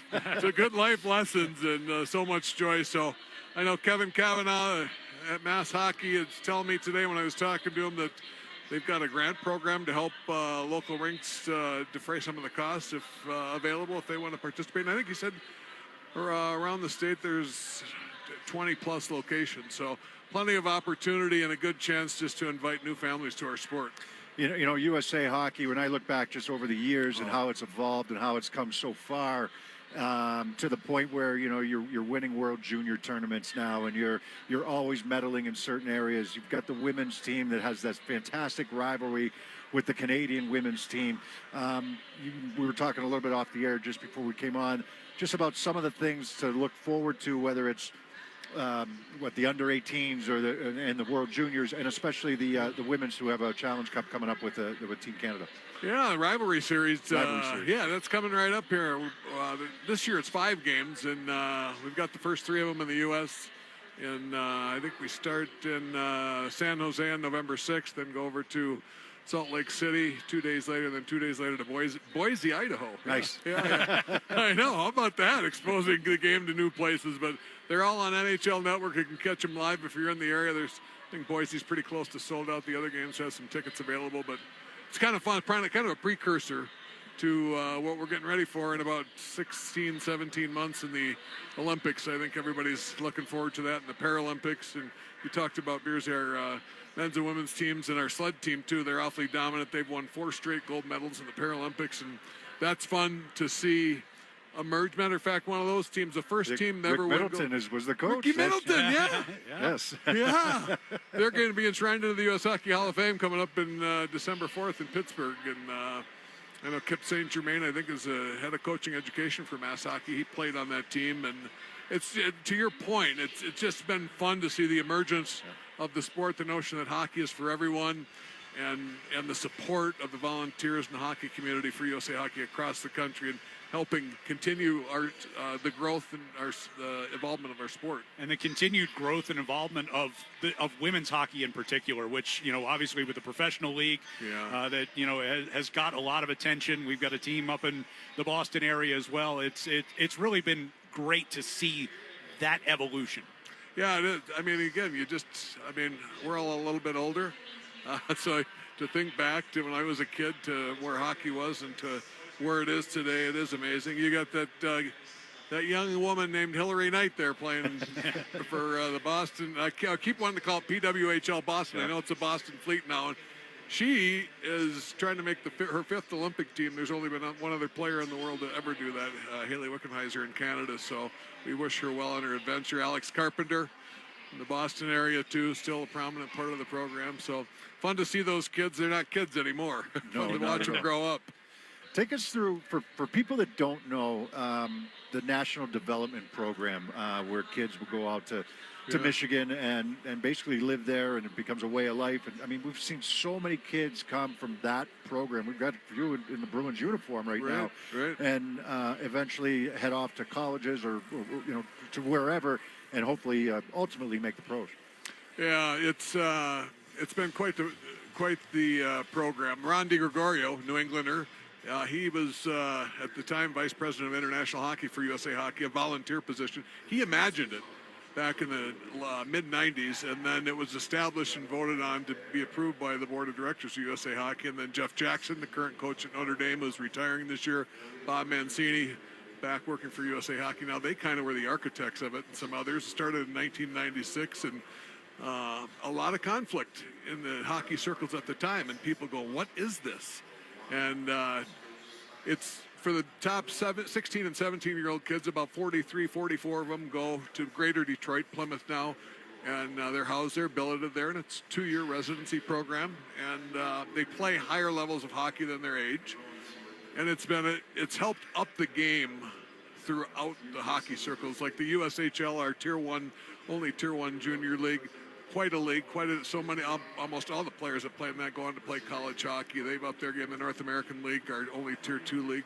So the whole infrastructure is great, but we've seen, I mean, you can go through the list of who's who in American hockey today of guys that have played there that you've heard of, some of them on the Bruins. Charlie McAvoy, what a Yeah. Last quick question before we let you go, just on the Four Nations Cup and how much involvement you guys have with that. Yeah. Well, just like any international competition at those levels, USA Hockey, we're providing the infrastructure and running the team, obviously working in concert with the NHL and NHLPA, but I think it's something we're all looking forward to as fans, right? First, best on best, the men's senior level since the 2014 Olympics. That's been a long time, 10 years, and it's going to be a blast, lot of fun. One of the Bruins on the team. I think there'll be another one. Yeah. I'm not picking the team, but we'll leave that to Billy Garrett and company.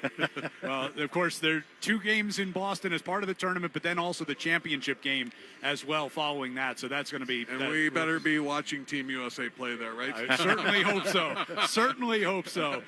Dave Fisher, USA Hockey. Again, Try Hockey for Free Day coming up November 2nd. TryHockeyForFree.com. Get your kids involved in that. We appreciate you coming over. Thanks, guys, for having me. Have a great season. Appreciate it. Thank you very much. Bruins 2, Avalanche 1 at the end of the first period. We will be back with a check of the out-of-town scoreboard next here on the 98.5 The Sports Hub Bruins Radio Network, driven by the versatile Honda CR-V at your local Honda dealer.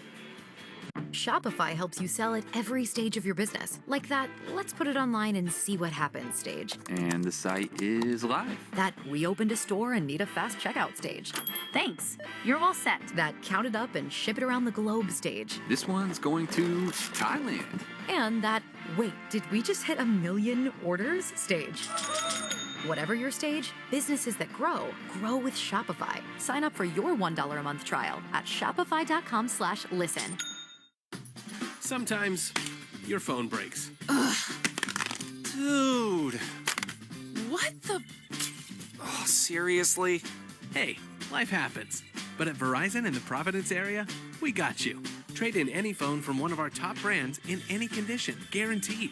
And get a great deal on one of our best 5G phones with Unlimited Ultimate. And turn... No! Into... Oh, yeah! Visit a Providence area Verizon store today.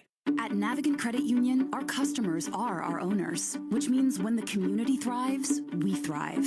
Let's make your goals a reality. Own your mission. Own your credit union. Navigant Credit Union, federally insured by NCUA. Since I was little, I've broken 100 bones, and I've had 19 surgeries. Shriners Hospitals for Children was with me every step of the way. Help children like Sebastian by joining the Shriners Children's family. When you donate, you will help provide the most amazing care to children in your community and around the world, regardless of the family's ability to pay. Show your support and give at loveshriners.org today. Thank you. Gracias. Thank you. Gear up for adventure this fall with amazing deals on the Yamaha Wolverine family of side-by-side vehicles. Tackle the trails and enjoy the scenery with unbeatable performance and reliability. Visit Motorsports Nation today for exclusive fall offers on select Yamaha side-by-sides during the Let's Ride sales event. Hurry into Motorsports Nation in Seekonk or online at msnmass.com for all your motorsports needs. Always protect the environment and wear your seatbelt, helmet, eye protection, and protective clothing. Read the owner's manual and product warning labels before operation. Vehicle specifications subject to change. The home of the Bees, the Sports Hub.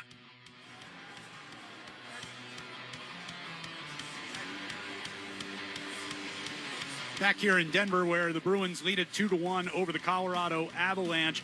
Let's get a quick look at the out-of-town scoreboard. On a night when he scored his 1,600th career point, Sidney Crosby also scored the game winner in overtime as the Penguins beat the Buffalo Sabres 6-5. In addition to Crosby's milestone, Evgeny Malkin scoring his 500th career goal in that one. Big offensive explosion for the Toronto Maple Leafs tonight as they win it at home over the LA Kings by the final score of 6-2. And one other game in progress. They are late in the first period out in Anaheim. The Utah Hockey Club has grabbed a 2-1 lead over the Ducks. We'll be back to get the second period underway here from Ball Arena next on the 98.5 The Sports Hub Bruins Radio Network, driven by the versatile Honda CR-V at your local Honda dealer. The games play here. Right Pastrnak steers it to the left corner. Krejci's got it. Right circle, Pastrnak fires, he scores! David Pastrnak! Jones under center, a give to Stevenson, runs it through the right side. Go! Goal, bounces outside 20, goodbye, to the 10, to the 5, end zone bound! Patriots take the lead! Touchdown, New England! 98.5 The Sports Hub. Stay tuned for more. The Nissan Rogue with available Google built-in helps you make the most of your drive. Take care of the small stuff, like, hey Google, cool down my car. And, hey Google, turn on the dog feeder. Or change up your adventure. Hey Google, navigate me to the nearest music venue. Handle your drive like a pro. Experience the ultimate connection in the new 2024 Nissan Rogue. Now get a low $289 per month lease for 36 months on Rogue. Visit your local Nissan store and nissanusa.com today. Not equipped on all vehicles. Requires compatible device. Sequences shortened and simulated. Activation of Nissan Connect services package required. Only use features when safe and legal to do so. Data rates may apply. Subject to third-party service availability. Google, Google Play, and Google Maps are trademarks of Google LLC. Well-qualified lessees. 2024 Rogue S all-wheel drive. $47.79 initial payment excludes tax, title, and license. Disposition fee due at lease end. Take from your dealer stock. Call 1-888-858-8319 for offer details. Ends 11/4/24. This is the story of the one. As a warehouse manager, her job is to transform chaos into clarity and to see patterns where others see problems. Luckily, she's got a partner who shares her perspective. Grainger offers over 1 million industrial-grade products, backed by real-person support and in-depth online resources, so she can tackle every task with precision and turn potential setbacks into streamlined success. Call clickgrainger.com or just stop by. Grainger, for the ones who get it done. Have you made the switch to Knix? Millions of women have made the switch to the revolutionary period underwear from Knix. That's Knix. Period panties from Knix are like no other, making them the #1 leak-proof underwear brand in North America. They're comfy, stylish, and absorbent, perfect for period protection from your lightest to your heaviest days. They look, feel, and machine wash just like regular underwear, but feature incognito protection that has you covered. You can shop sizes from extra small to 4XL. Choose from all kinds of colors, prints, and different styles, from bikinis to boy shorts, thongs to high-rise. You've got to try Knix. See why millions are ditching disposable, wasteful period products and have switched to Knix. Go to knix.com and get 15% off with promo code SHOP15. That's knix.com, promo code SHOP15 for 15% off life-changing period underwear. That's knix.com. Connect with Boston's home for sports online. 98.5 thesportshub.com. Here's Lori centering for Coyle. He scores! Mason Lori passed it right to the top of the crease, and Charlie Coyle redirects it home. The Bruins with a power play goal. It's 2-1. That goal coming at 17:09 of the first period. It has the Bruins in front 2-1 as we get set for the start of the second period. Our intermission interview with Dave Fisher brought to you by TD Bank. TD Cardholder scores special benefits at TD Garden, from Pro Shop discounts and free tours to free popcorn and more. Learn more at the TD Garden website. TD Bank, bank of the Boston Celtics and Bruins. So as we get the second period underway, shots were 10-5 in favor of the Bruins in that first period. Shot attempts were 25-12 in Boston's favor. Sounds about right, based on the way the period went. I mean, that shows you what the Bruins were able to do in the offensive zone. I mean, that's where you have to attack Colorado right now, just because of their deficiencies on the back end and their defensive zone coverage and the amount of goals that they've given up to start this early season. Bruins get in on the attack right away. Here's Marchand, plays it toward the corner. Hampus Lindholm going to go down and get it. A centering pass from Coyle came right through the slot. McAvoy's got it, brings it to the left wing circle. Now back toward the blue line, throws it into traffic in front. Kicked out of there, and McAvoy keeps in at the far side of the blue line. Bruins attacking down to our left here in period number 2. Coyle forced out in front again. McAvoy on the far circle. Deals back to Lindholm. Throws it in front. And Frederick with a chance at the rebound. Georgiev turned that aside. Kastelik throws one toward the net. And that one is directed up and out of play. Faceoff will stay in the Colorado zone. Good start to the period. Interesting, Lindholm, McAvoy at the on the back end, because they had gone a little bit with Lori and McAvoy, or a lot of with that pair in the first period, but just a good, strong first shift. Very aggressive by the defenseman. Down low, helping keep plays alive. Face off near side circle to our left. Avalanche win it. Shillington going behind his net. Kicked by Carlo to loosen it up, and follows that up by keeping it in at the blue line. Elias Lindholm, near side boards, battling with Cale Makar. McKinnon and Pasternak going in behind the net to the far side corner. Kept alive again by a pinching Carlo. Here's Pasternak stepping into one on the right circle. And the Avalanche turn it away. I think that was Zacha that found him with the backhand pass. McKinnon coming down the right circle. Poke checked away by Zacha as they try to drop it for Miles Wood. Pasternak up the right side. Takes the shot from the circle. Georgiev makes the save. Back out into the neutral ice, and Zacha pokes it toward the Avalanche. And Makar steered it out of there. Pasternak will softly send it in again as Boston will change it up. You mentioned the shot attempts for the Bruins. Pasternak had 5 of those shot attempts in the first period. He's got at least 2 here in the second. Up the left side comes Casey Middlestat. Relieved to the puck by Johnny Beecher at the blue line. Beecher racing up the left side after the puck, but can't get to it before Ritchie does. Volleyed through neutral ice. That's going to go for icing.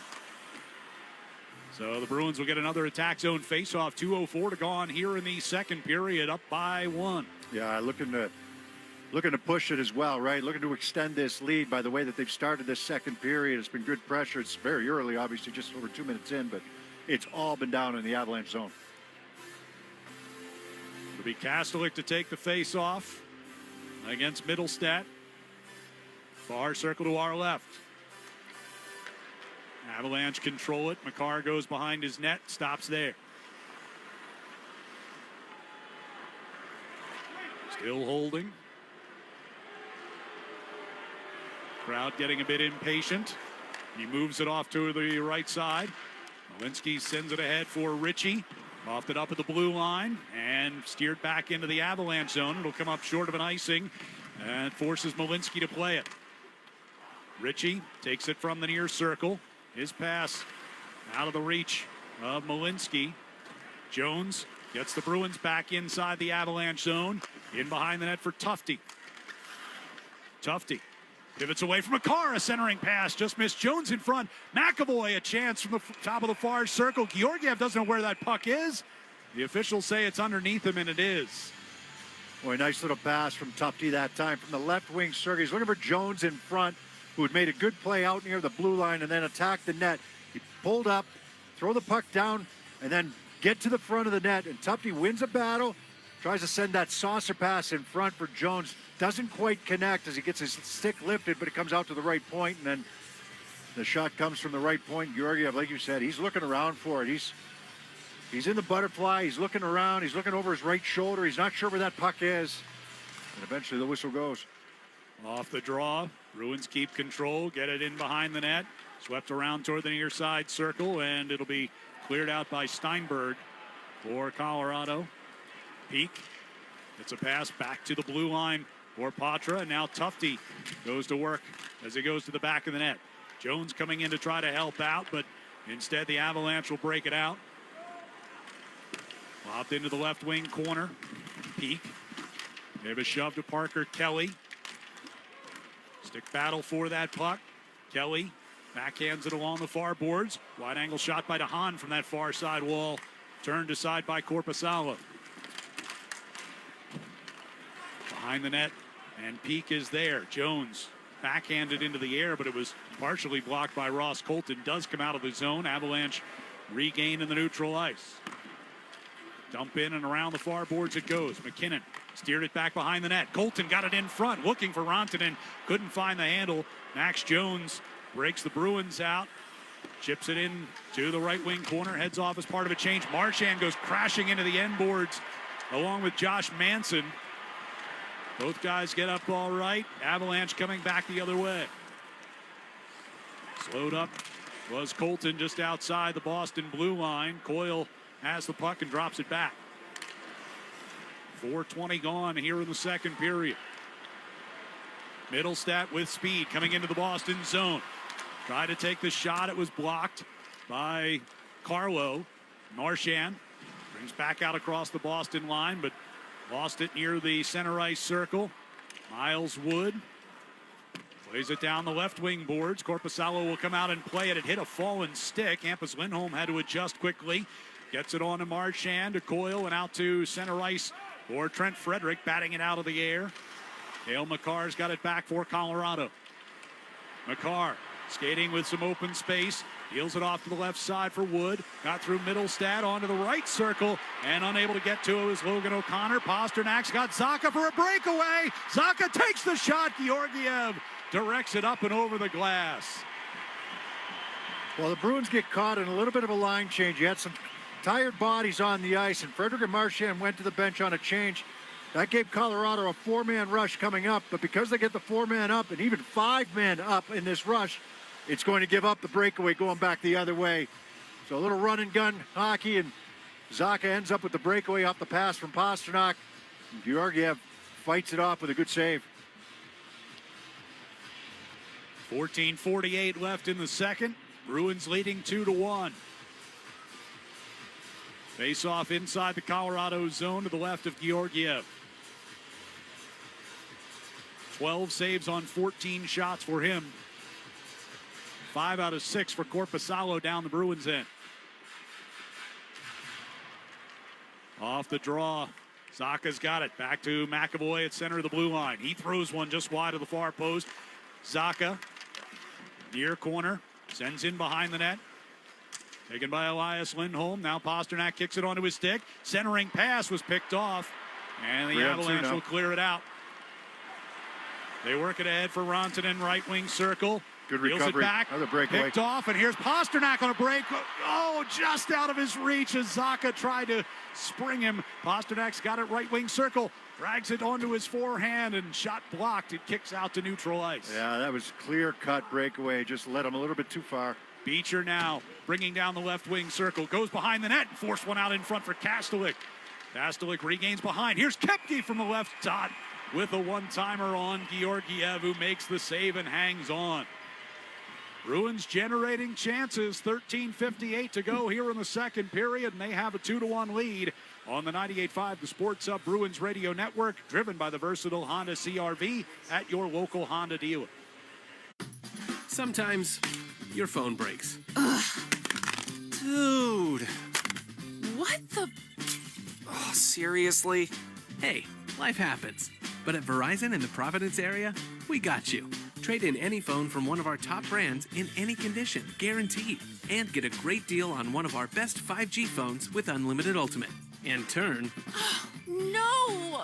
into, oh, yeah! Visit a Providence area Verizon store today. What would you do if your online store converted 36% more shoppers? You could take 36% more vacation. Another pina colada? Yes, please. Open a new retail location with 36% more square feet. Fantastic. Hire 36% more help. You're hired and you're hired. Shopify has the world's best converting checkout, up to 36% better than other e-commerce platforms. What you do with those extra sales is up to you. Switch to Shopify today at shopify.com/listen and get a $1 trial. Shopify.com/listen. You have year-end goals. Constant Contact has what it takes to help you meet them faster. Sell more, raise more, and build real relationships with your audience with Constant Contact's digital marketing tools, all made to fast-track your success. Put the go in your 2024 goals with email, social, SMS, and customized marketing campaigns built for you in just a few clicks. Ready, set, go to ConstantContact.com and start your free trial today. The Celtics play here at the Sports Hub.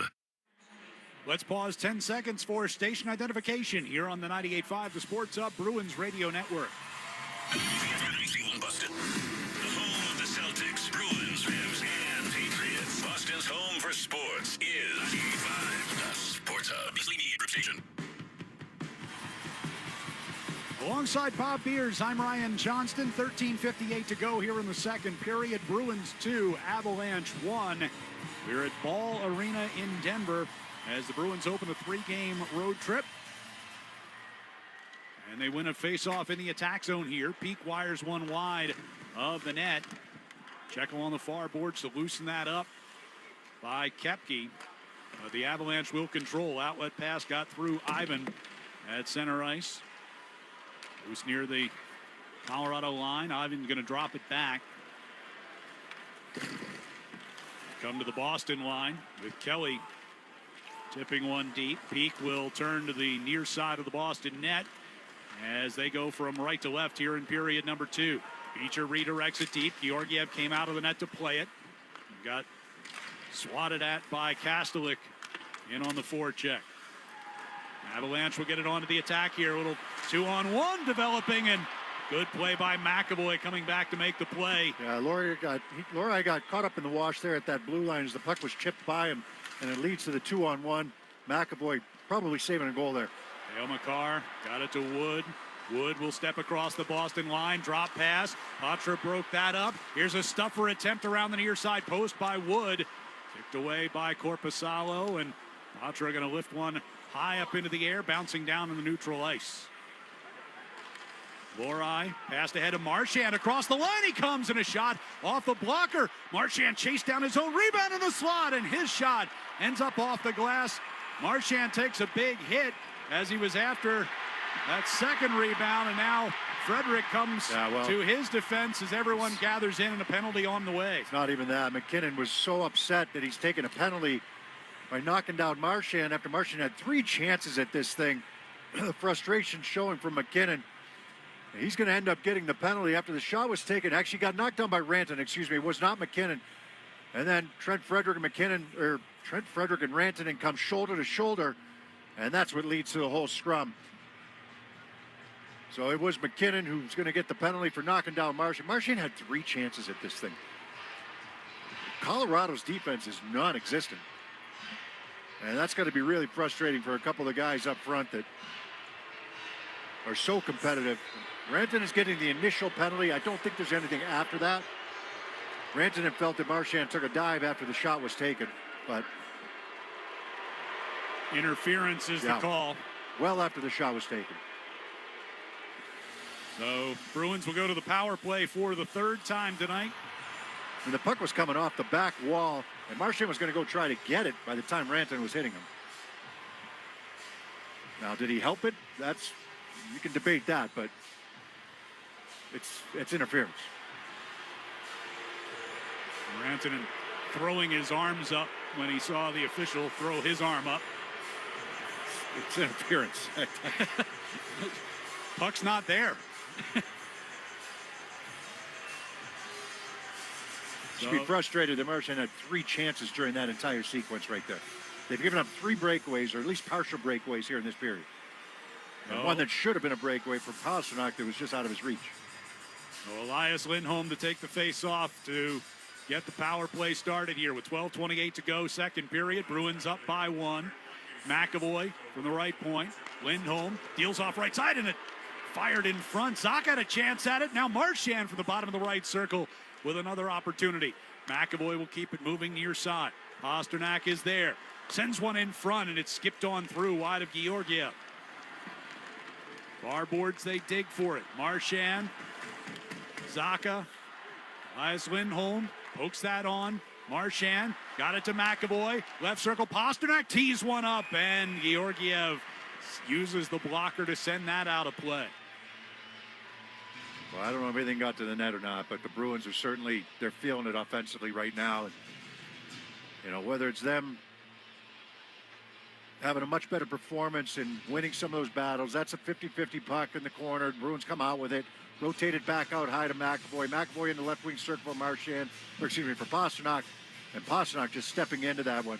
Marchand will help win that battle over on the right wing side. And it's just been a shooting gallery here in this period. I don't know how many have hit the net, but there's been a lot of attempts. Near side circle, battle for possession.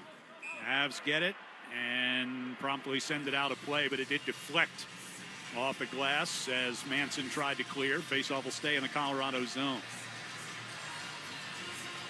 1:19 to go on the power play. 11:46 to go here in the second period. Zaka will take this face off. Rolled toward the corner. Manson sends it hard around the boards and gets past McAvoy. That's the way you clear a puck trick.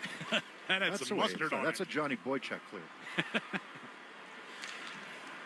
McAvoy's got it back in the Bruin zone. Minute to go in the man advantage. From the center circle, drops it back for Zaka, who in turn drops it back for Pastrnak. Now Zaka gets the feed up the left wing side, able to squeeze through Manson toward the corner. Puck squirted free and kicked back by Lindholm onto Pastrnak out near the blue line. McAvoy Right side.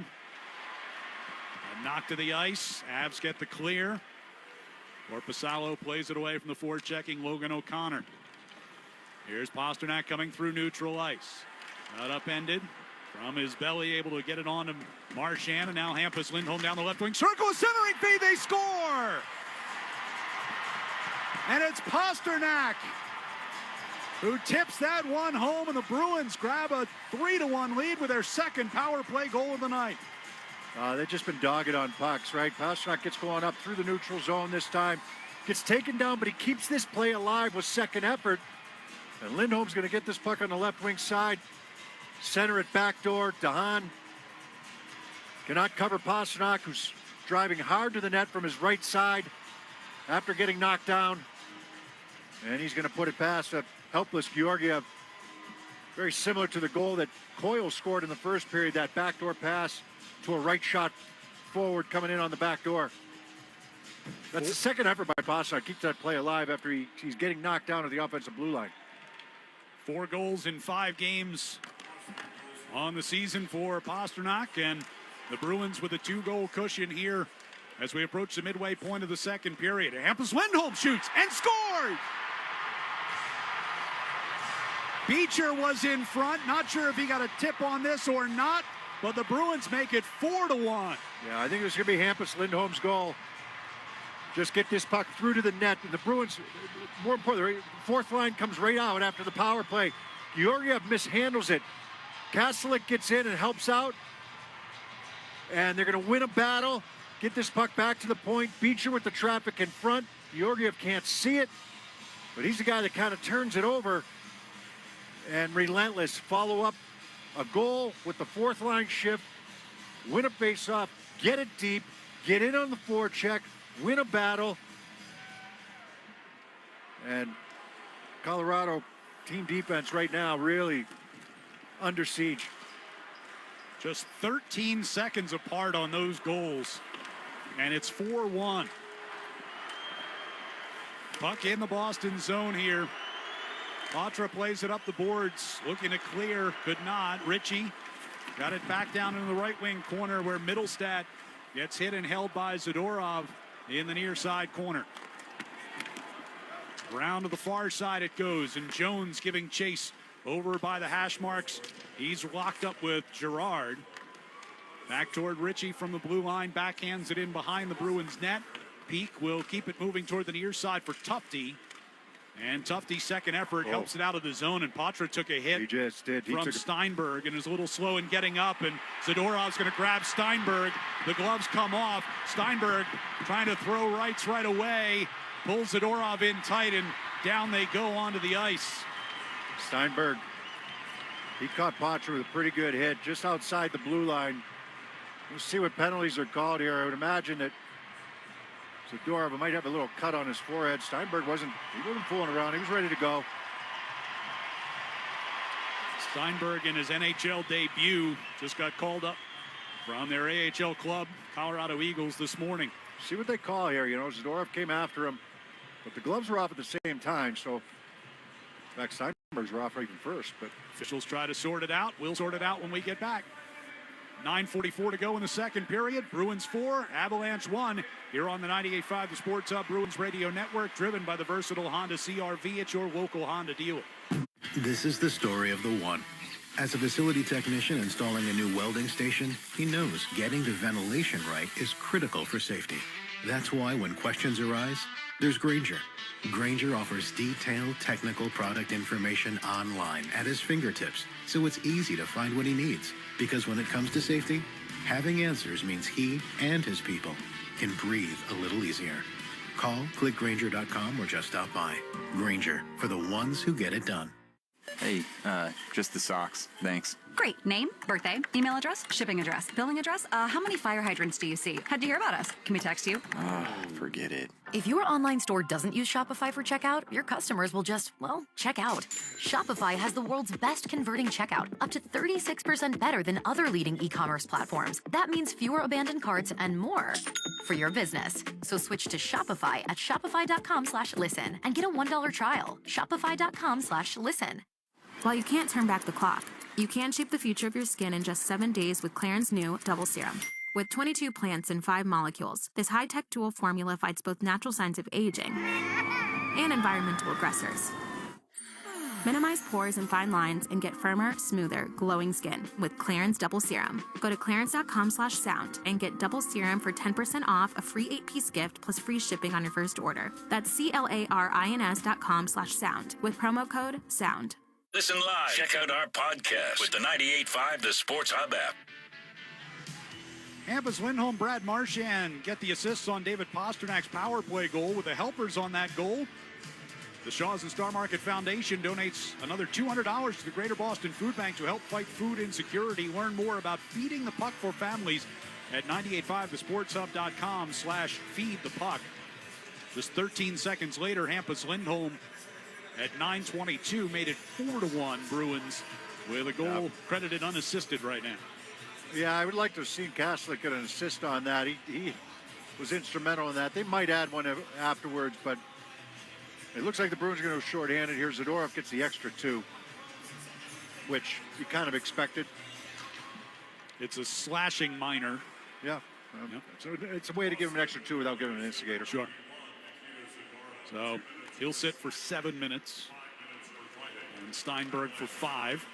So power play number 2 on the night here for the Avalanche. The Bruins on top by 3 goals just past the midway point of this one. Cale Makar. Reason for that is instigator comes with an automatic 10-minute misconduct. Right. Near side, Coyle to Hampus Lindholm. Gets it out of the zone. Or he gets grabbed by Middlestat. Avs have the puck back. And through the neutral ice they come with McKinnon. Driving one around behind Korpisalo. Coyle got a stick on it. McKinnon got it back. Backhands in behind the net to the near circle for Rantanen. Colton got it back to Makar at the blue line. Gave it up and got it right back. Makar. Quickly they move it across. Rantanen. Back up top for Makar. One-timer and he scores. Crisp passing there for the Avalanche. And Makar cashes in to make it 4-2 Bruins. Right now, the power play is the only thing that the Avalanche have going for them. So, moving forward, you're staying out of the box. You mentioned it, crisp puck movement. They work that triangle, right? You got the 2 elbows. You got Makar out high between McKinnon, Rantanen, and then Makar out at the top. And go through the seam from left wing to right wing. The pass out to Makar. Get the Bruins moving. Get the traffic in front. Korpisalo really doesn't see this shot. Only the 8th shot of the game for the Avalanche. Well past the halfway point here. But this one threw Mays in front of the net. And it's a one-timer that goes past the blocker side of Korpisalo. Second assist of the night for Rantanen. Makar now with the goal and an assist. And McKinnon picks up the secondary assist on that goal as well. Each team with a pair of power play goals here. Yep. Avalanche 2 out of 2. Bruins 2 out of 3.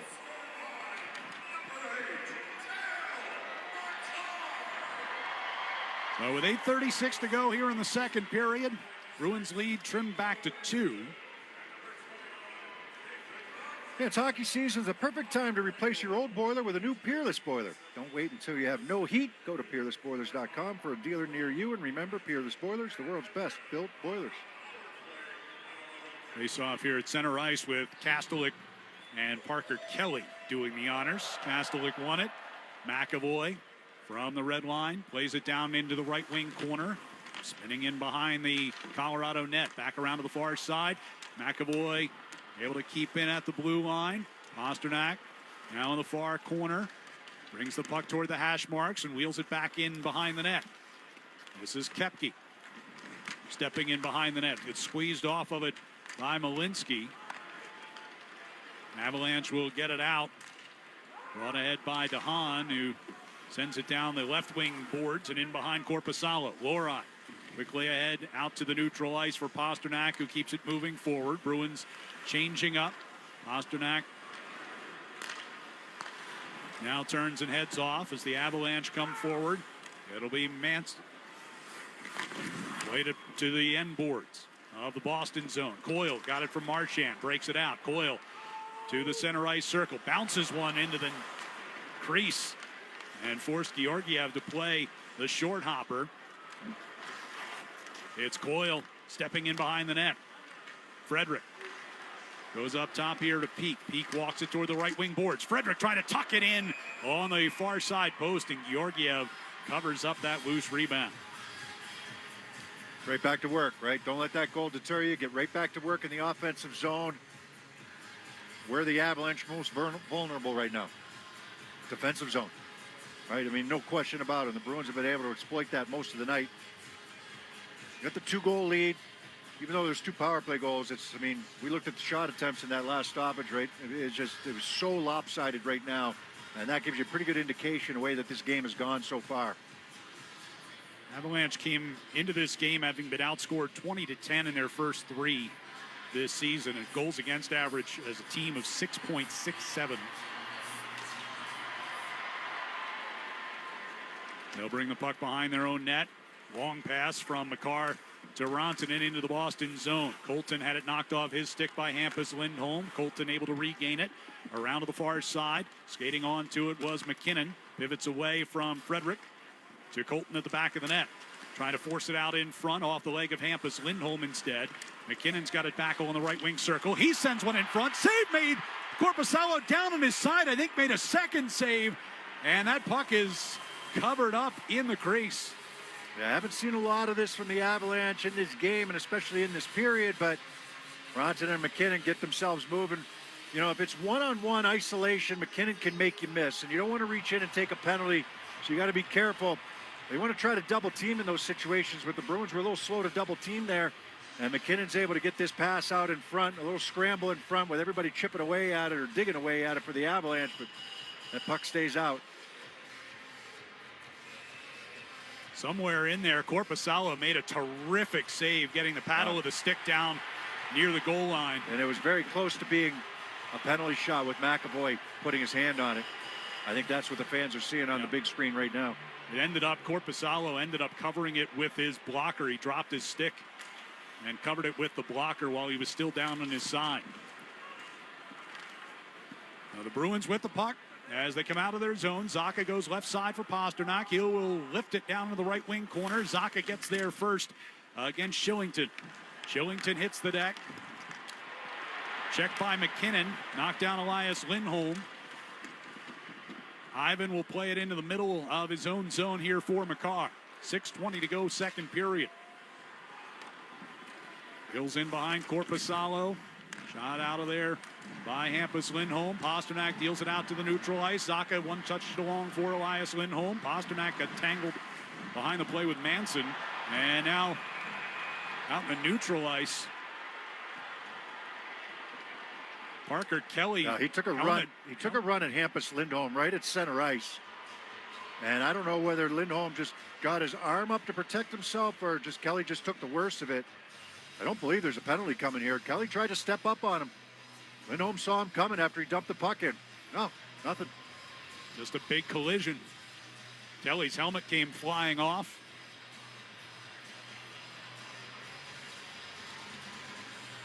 So he... God, if anything, Kelly came up on Lindholm. Yeah.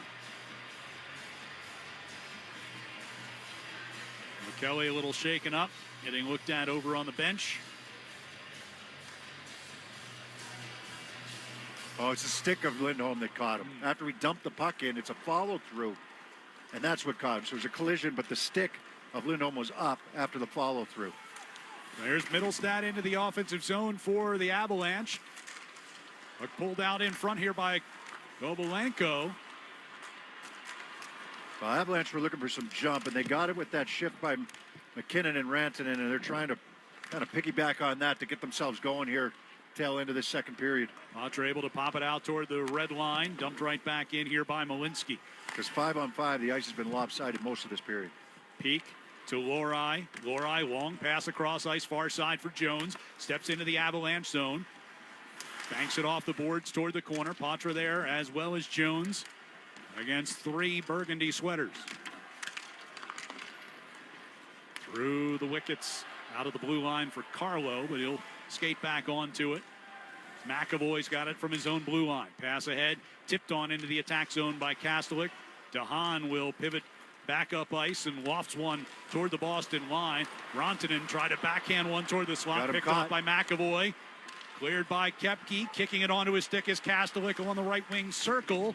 Ridden into the boards by Rantanen. Puck behind the net for Beecher. That's the back checker. When you pull up in that situation, you know you got a back checker coming. Kastelic and Rantanen jousting in that far circle as the play comes around the near side. It'll be brought out to neutral ice, and Peak has it back for Boston. 4:26 to go here in the second period. Bruins 4, Avalanche 2. And an errant pass through the neutral ice by Lindholm will wind up an icing.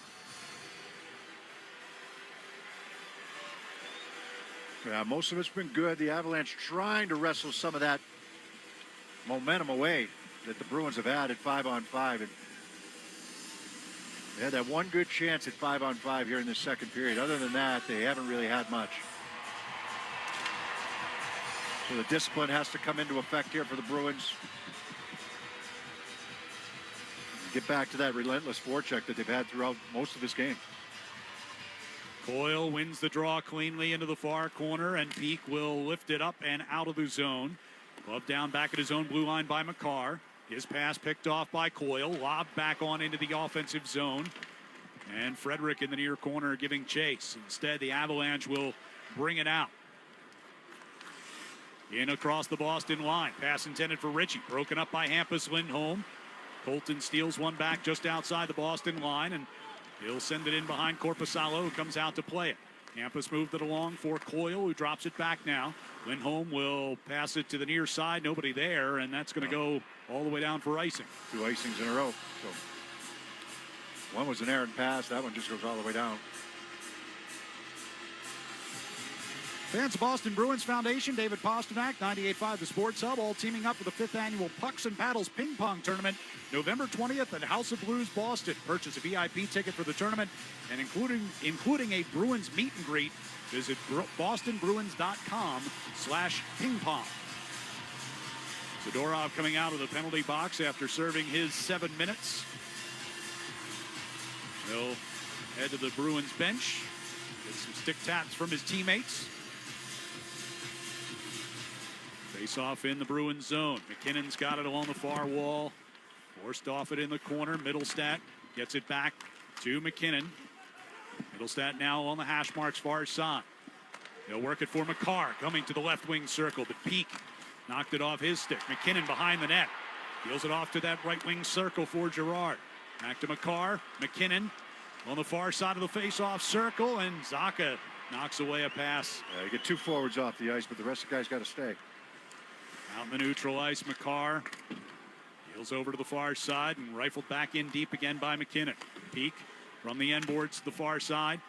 Elias Lindholm gets the puck, gets it out to the center circle, but now brought right back in by Manson. Manson, one hand on his stick as he tries to hold off Hampus Lindholm. Left the puck behind the net, and Hampus regains for the Bruins. Nearboard Zacha couldn't get it out. Lindholm gets it back to Zacha, and he sends a long pass to Pasternak, waiting on the offensive side of the red line. Played on into the left wing corner. Both Elias Lindholm and Zacha get after that puck. Avs instead will go the other way. And it's Ivan up the right wing side. Brings it down into the corner of the Boston end. Carlo shoots it around the far boards and out. Malinsky will retrieve for Colorado with 2:18 to go in the period. Back across the line into the offensive zone here for the Avalanche. And Zadorov crunching check on Parker Kelly as he rounded the corner. Zadorov backhanding one toward the far side. Thrown from a tough angle toward the net, but wide by DeHaan. DeHaan's got it on his stick from that far side wall. Round to the near point man, Malinsky. Center blue line, they'll work it off to the right, or to the left side rather, for DeHaan. His shot blocked, kicked in behind the net.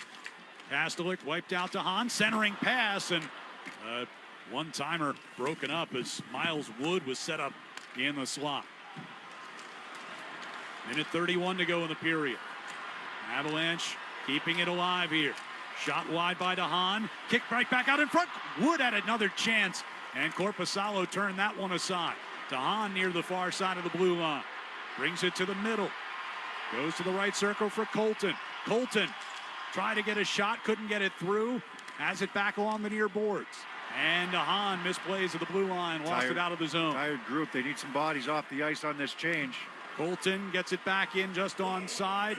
Wood played it across to the far boards. McKinnon swept off his stick by Coyle. Coyle lifting one up into the air, bouncing down into the Colorado zone. They'll scramble some changes on here as Coyle, shouldered by McKinnon, frees up the puck to Rantanen. McCarr over to the left circle. They get it back to McKinnon. He deals it back. Rantanen out near the blue line. One-timer sails up high over Korpisalo. Still in play along the near boards as Middlestat lost possession to Lori. McCarr near side of the blue line to keep in. Chased by Jones. Jones able to win it back and get it back out into the neutral ice. 18 to go in the period. Lori's clearing effort was kicked back toward the far corner. McKinnon got to it first. Middlestat backhands it to him in the far wall, along the far wall. McCarr mishandled, and Frederick with 5 to go in the period, racing McCarr up ice. McCarr's going to cut him off on any thoughts of a breakaway, and that will bring us to the end of the second period. So the Avalanche pushing hard there late in the second period, but it's still a 4-2 Bruins lead at the end of 40 minutes. We'll be back to recap what we've seen so far coming up next here on the 98.5 The Sports Hub Bruins Radio Network, driven by the versatile Honda CR-V at your local Honda dealer. Hey, just the socks. Thanks. Great. Name, birthday, email address, shipping address, billing address. How many fire hydrants do you see? How'd you hear about us? Can we text you? Forget it. If your online store doesn't use Shopify for checkout, your customers will just, well, check out. Shopify has the world's best converting checkout, up to 36% better than other leading e-commerce platforms. That means fewer abandoned carts and more for your business. So switch to Shopify at shopify.com/listen and get a $1 trial. Shopify.com/listen. Sometimes your phone breaks. Ugh. Dude. What the? Oh, seriously? Hey, life happens. But at Verizon in the Providence area, we got you. Trade in any phone from one of our top brands in any condition, guaranteed. And get a great deal on one of our best 5G phones with unlimited ultimate. And turn... No! Into... Oh, yeah! Visit a Providence area Verizon store today. This is the story of the one. As a warehouse manager, her job is to transform chaos into clarity and to see patterns where others see problems. Luckily, she's got a partner who shares her perspective. Grainger offers over 1 million industrial-grade products, backed by real person support and in-depth online resources, so she can tackle every task with precision and turn potential setbacks into streamlined success. Call clickgrainger.com or just stop by. Grainger, for the ones who get it done. At Navigant Credit Union, our customers are our owners, which means when the community thrives, we thrive. Let's make your goals a reality. Own your mission. Own your credit union. Navigant Credit Union, federally insured by NCUA. Is reviewing life insurance on your to-do list? Now's the perfect time to add it. A friend recently told me that securing life insurance sooner rather than later can help you lock in lower rates for years to come. So I bumped this up on my list and got it done. I called SelectQuote and couldn't believe how easy and affordable life insurance is. I'm 40 and got a $500,000 policy for $16 a month. My husband's also 40 and his $500,000 policy was only $18 a month. Plus, with SelectQuote's same-day coverage, there was no medical exam required, and we were covered by the time we hung up. Knowing I have this checked off my list feels amazing, but the peace of mind knowing my family is protected feels even better. Go to SelectQuote.com to get your free quote today. That's SelectQuote.com. SelectQuote.com. Details on example rate at SelectQuote.com. Most tax pros leave a message. It's Jane. I'm moving on to a TurboTax expert who beat your price. Adam Devine, tell him how I feel. Hey, tax pro, she's been thinking twice. Best believe TurboTax will beat your price. This is a tax rate. Switch to a TurboTax Live expert and we'll beat what you paid your pro last tax season. Make the switch at TurboTax.com/beatyourprice. TurboTax full service only. Sign up by 12/20/2024 and file by 4/1/2025. Full details at TurboTax.com/beatyourprice. The home of the Revs, the Sports Hub. Here's Pasternak coming through neutral ice. Not upended. From his belly, able to get it on to Marchand, and now Hampus Lindholm down the left wing circle, centering feed, they score! And it's Pasternak who tips that one home, and the Bruins grab a 3-1 lead with their second power play goal of the night. Second intermission here in Denver. It's the Bruins 4 and the Colorado Avalanche 2 through 2 periods of play. Back alongside Bob Beers, I'm Ryan Johnston, and well, it's been a we heard Jim Montgomery say before the game, talk about relentlessness. The Bruins have been pretty relentless for the most part tonight offensively. Yeah, that's the good part. I mean, especially, if we just take that second period, I mean, they did a good job in the first period as well, but that second period was the first, 12, 15 minutes, the ice was completely lopsided. And it was all down one end. I mean, the Bruins just kept coming and coming and coming and, eventually get rewarded for it with a couple of goals. And, the hit there in the middle of the ice, and it was a good hit. There was nothing wrong with it. It was by Steinberg on Poitras, but it was a hard hit. He was in an awkward position, and you had Zadorov kind of go at him, and he took the extra 2. Okay, not a huge deal, but it did give Colorado life. They really had one good 5-on-5 shift before that, and then they got the power play goal by Makar. They worked the puck around so well on that power play. I mean, I don't know how they don't score just about every time they have the power play. They worked that high triangle. I mean, the first goal they scored in the first period was they worked Colton into it, and Colton was the bumper, right? So they utilized him. If you want to be aggressive out to the flanks there and on high, Colton's going to be the guy that's open. And we were trying to talk about that in the second period with the Bruins when they had their power play. But when they didn't utilize Colton on that last one, it was just Rantanen on one elbow, you had McKinnon on the other elbow, and you had Makar up high. And when you can work that triangle and go through the seam, now you get the Bruins scrambling a little bit, go back up high to Makar. Makar is one of the best, if not the best, at getting shots through from the point and with velocity. And it's a wrist shot. That was a one-timer for him, but he had people in front of the net, and he pounds it, and, no chance for Korpisalo, especially when you can't see it from that situation. And so there are only 2 goals or power play goals, but it did give them some life. And as well as the Bruins played and dominated at 5-on-5, they kind of limped into the second period intermission because they were in scramble mode. They were sending the puck out of the zone. They weren't making plays anymore, and just kind of flipping the puck out, trying to get line changes because you had guys out there who were exhausted. And then couple that with the fact that it looked like Brad Marchand missed the last, 4 minutes or so, 5 minutes or whatever it was exactly of that second period. He took that big hit from Rantanen, and eventually the Bruins scored on that power play. He only had a couple shifts after that. So, something to keep an eye on here starting the third period to see what his status is. But the Bruins need to get back to that 5-on-5 relentless going after the Avalanche in that offensive zone and forcing the Avs to defend because they haven't had any answers on the defensive end. Yeah, we've been tracking those shot attempts throughout the course of the night. Bruins have 50 right now to the Avalanche 26 at the end of 2 periods. It was 48 to what do we count them? 48 to 13, whatever it was at one point. So yeah. The Avalanche really trimmed it there, towards the end of that second period. It started with the power play, and then they had some good 5-on-5 time inside Boston zone as well. And, you look for somebody to ignite your team, and was that the hit and the fight by Steinberg, or was it just a big shift from Rantanen and McKinnon and saying enough is enough, we got to get ourselves going. So now how do the Bruins respond here in this third period, and how do the Avalanche respond? I mean, how many breakaways did they give up that period? How many odd man rushes did they give up that period? Marchand had 3 chances in one sequence.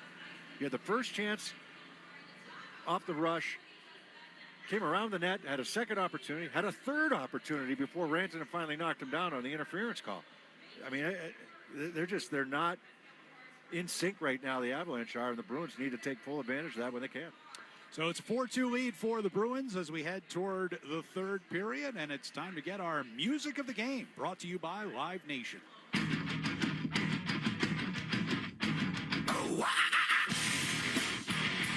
Don't miss Disturbed, celebrating the 25th anniversary of The Sickness live, Friday, March 14th at TD Garden with special guests 3 Days Grace and Seven Dust.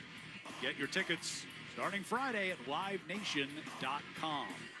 Bruins 4, Colorado 2. We're going to look at the other action from around the NHL when we continue with our second intermission next on the 98.5 The Sports Hub Bruins Radio Network, driven by the versatile Honda CR-V at your local Honda dealer. At Navigant Credit Union, our customers are our owners, which means your business success is our business success. Own your skill, own your goals, own your credit union. Navigant Credit Union, federally insured by NCUA. Shopify doesn't just meet you where you are, we meet you where you're going.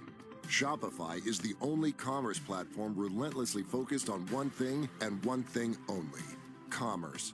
We challenge the status quo so that your business can do bigger, better, and focus on building what's next so that you're always moving further, faster. For enterprise brands that believe there's a better way, there's Shopify. Learn more at shopify.com/enterprise. Sometimes your phone breaks. Ugh. Dude. What the? Oh, seriously? Hey, life happens. But at Verizon in the Providence area, we got you. Trade in any phone from one of our top brands in any condition, guaranteed. And get a great deal on one of our best 5G phones with Unlimited Ultimate. And turn No! into, oh, yeah! Visit a Providence area Verizon store today. Periods. No one really loves talking about that time of the month. But at Knix, KNIX, well, it's always that time of the month. Because as the #1 leak-proof brand in America, managing your period in comfort and style is all we do. We've created an amazing line of super comfy, super leak-proof period undies you need to see and feel to believe. These underwear look, feel, and machine wash just like regular underwear, but feature hidden protection technology that can absorb from 1 to 14 regular tampons worth of liquid. So you feel dry, comfy, and free all day long. Millions have already made the switch to Knix, and now you can too. Just go to Knix.com and get 15% off with promo code GET15. That's KNIX.com, promo code GET15 for 15% off life-changing period underwear. Again, that's KNIX.com, promo code GET15. The only place to hear the game, the Sports Hub. Back here at Ball Arena in Denver, Colorado, after 2 periods of play, the Bruins with a 4-2 lead over the Avalanche. We take a look at our out-of-town scoreboard. Pittsburgh getting a 6-5 overtime win on a goal by Sidney Crosby over the Buffalo Sabres. It was Toronto taking it to the LA Kings, 6-2 the final in Toronto. One other game underway right now has Utah in Anaheim to take on the Ducks. That game is tied at 2 with about 5.5 minutes remaining in the second period. Here in Denver, the Bruins with a 4-2 lead after 2 periods of play. Third period action coming up next on the 98.5 The Sports Hub Bruins Radio Network, driven by the versatile Honda CR-V at your local Honda dealer. Hola, mi nombre es Gael y esta es mi historia. Tengo osteogénesis imperfecta. Desde que nací me he fracturado más de 80 huesos, pero no he dejado que eso me pare. Gracias a los hospitales Shores para niños, hoy puedo hacer cosas que nunca imaginé podrían ser posibles. Niños como Gael tienen esperanza, sin importar la capacidad de pago de sus familias. Por favor, dona ahora en amorshriners.org. Gain presents a tale of longing and long-lasting scent. Dear love of my life, we were on the 12B bus when I caught a whiff. A scent so fresh, so life-changing, I had to find its source. I didn't know if you were the woman in the pink freshly washed cardigan or the retired mailman next to me, but I knew one of you was my soulmate. Ah, the scent of Gain Flings. Add Gain scent beads for an even longer-lasting scent. David Pasternak plays here. High slot now, McAvoy far side. Pasternak shoots, looking for the tip. It comes back to him, fires, he scores!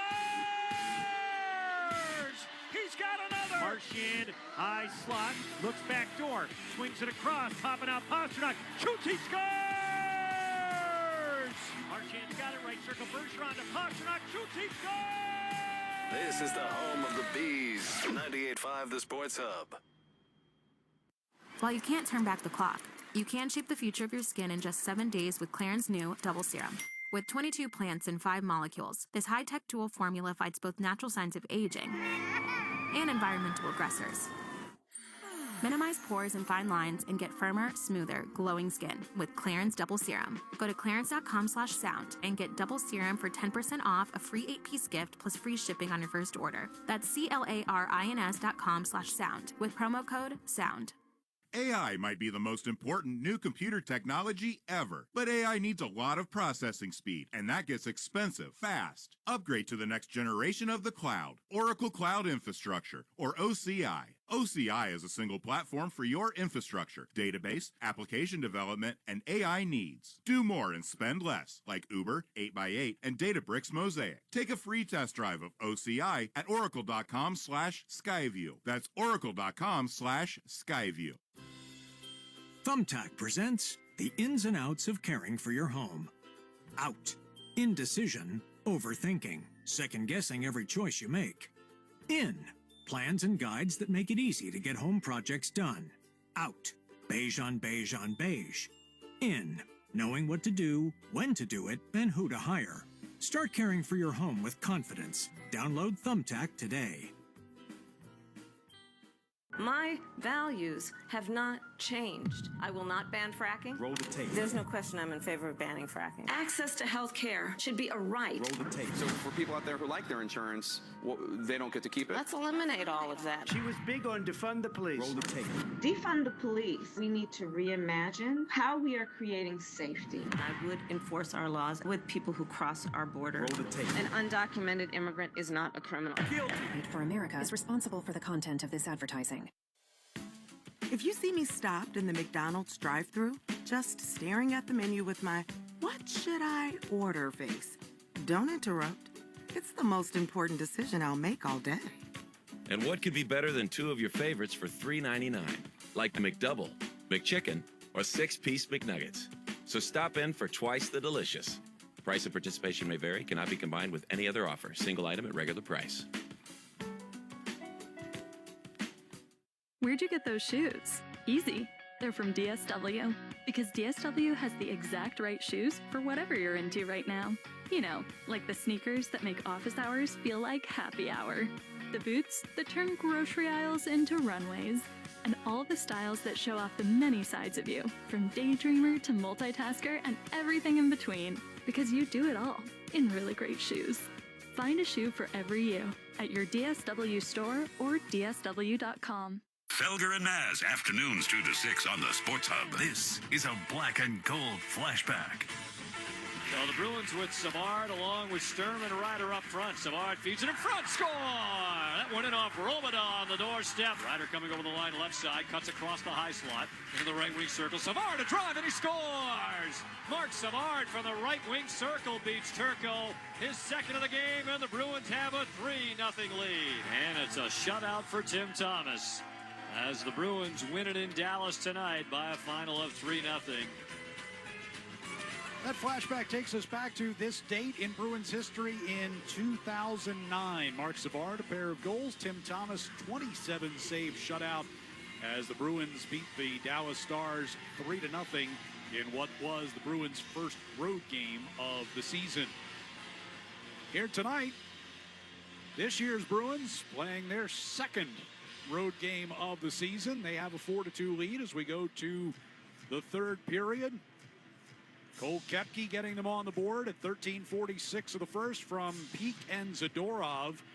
Ross Colton would tie it up with his second of the year on the power play at 15:07 from Mikko Rantanen and Cale Makar. But then Charlie Coyle with a power play goal at 17:09 from Mason Lohrei made it 2-1 Bruins after one. David Pastrnak power play goal from Hampus Lindholm and Brad Marchand at 9:09 of the second made it a 3-1 game.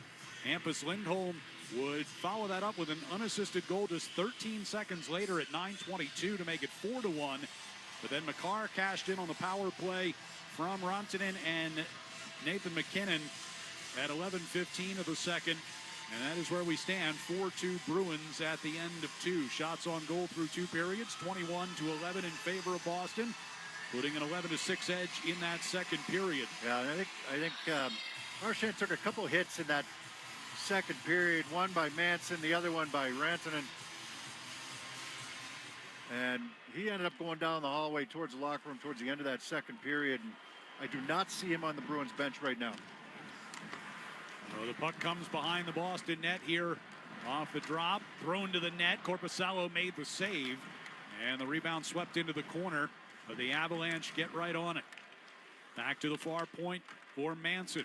Driven back in behind the net. It'll come back toward the near side and thrown toward the net again by Shillington. That one blocked in front. Bruins will break it out. Beecher angling one up the right wing board, trying to go get it himself. Got knocked to the deck as he did. Manson spun it in behind the Avalanche net. Marker Kelly from the red line will softly send it into the Boston zone, and the Avs will change up behind the play here. Just underway, third period, 2-goal lead for the Bruins. Going from left to right on offense here in the third period. As Zacha fires one across ice with his backhand. Pasternak looking for some space along the far side boards. Sends one to the front of the net as Elias Lindholm was there. Georgiev kicked that off into the corner.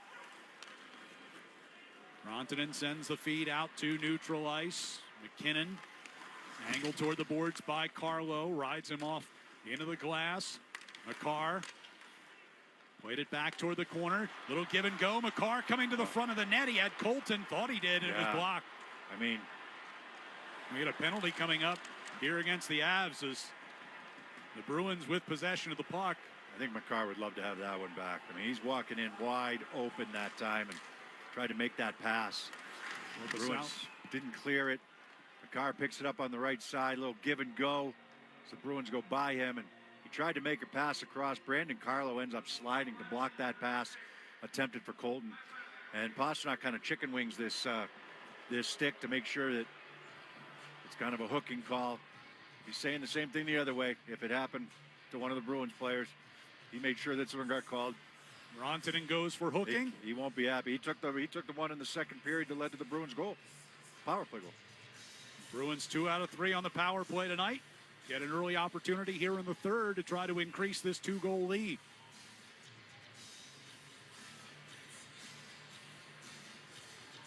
Face-off will be down to our right.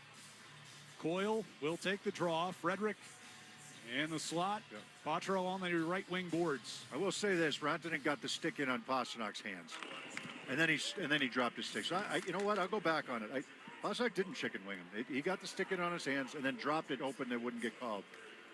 They get it back. A good call. They get it back to Hampus Lindholm over to Lohrei far side. Lindholm touched it along for Patra, top of the right circle. Frederick coming out of the near corner. Patra turns with it. Walks it down to the hash marks.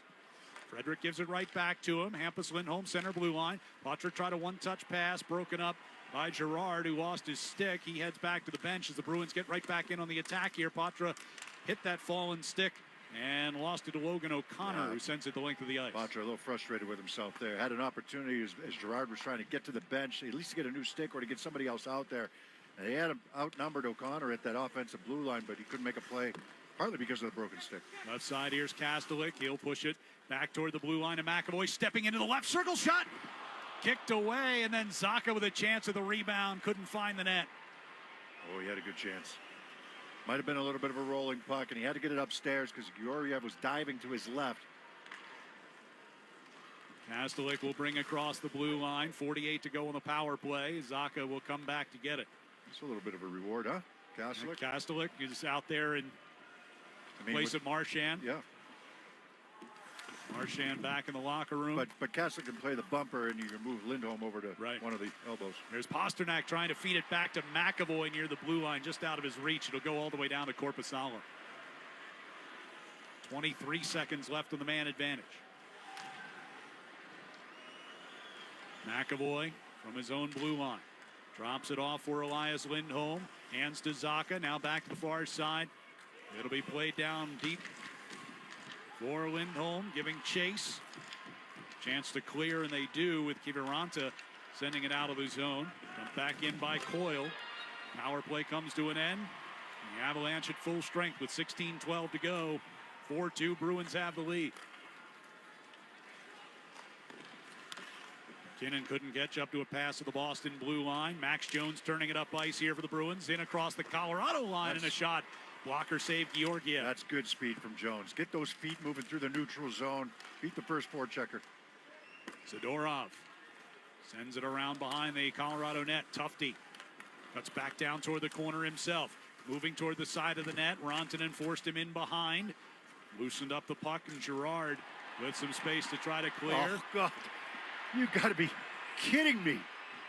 Boy, was that a late call. You think? Rantanen First of all, turned and got in the referee's face before his arm went up. First of all, he pushes Tufte into the net, behind the net. And Tufte responds. He gets knocked to the ice. It's like 3 or 4 seconds for him to stand up and complain, and then the referee put his arm up. That was unbelievable. So the power play. Tufte goes for cross-checking. And it was right in front of the referee. Yeah. Rantanen interferes with him. 1, 2, 3. Oh, now I'll put my arm up when Rantanen stands up and looks at him. Wow. So Colorado 2 for 2 on the power play, gets an opportunity to draw within 1 here in the third period. Yikes. Oh, wait, we called 2 penalties in a row on Rantanen, and he's complaining, so maybe we should call one here. I mean, seriously, that was unreal. That was as long as I think I've ever seen. Here's a one-timer, and they score. Just like that. And it's Rantanen. Yeah. With a one-timer, beats Korpisalo to make it a 4-3 game.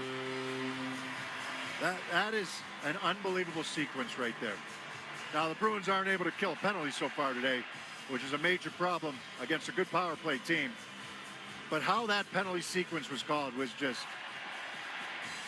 that's unreal.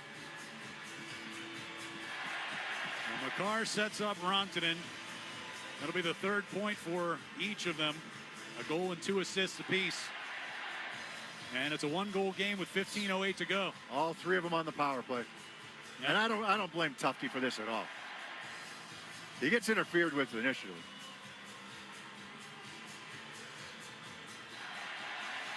So puck driven in toward Korpisalo from out in the neutral zone by Malinsky. Steered aside with a stick. Now a centering pass, and Ritchie with a chance from the left circle. Tipped up and over the net by Korpisalo. Lohrei will lead it out of the zone. Kastelik trying to keep it moving. Got pulled off of the puck. Back come the Avalanche here with Kovalenko. Now Middlestat cutting through the face-off circle. Peak won it back.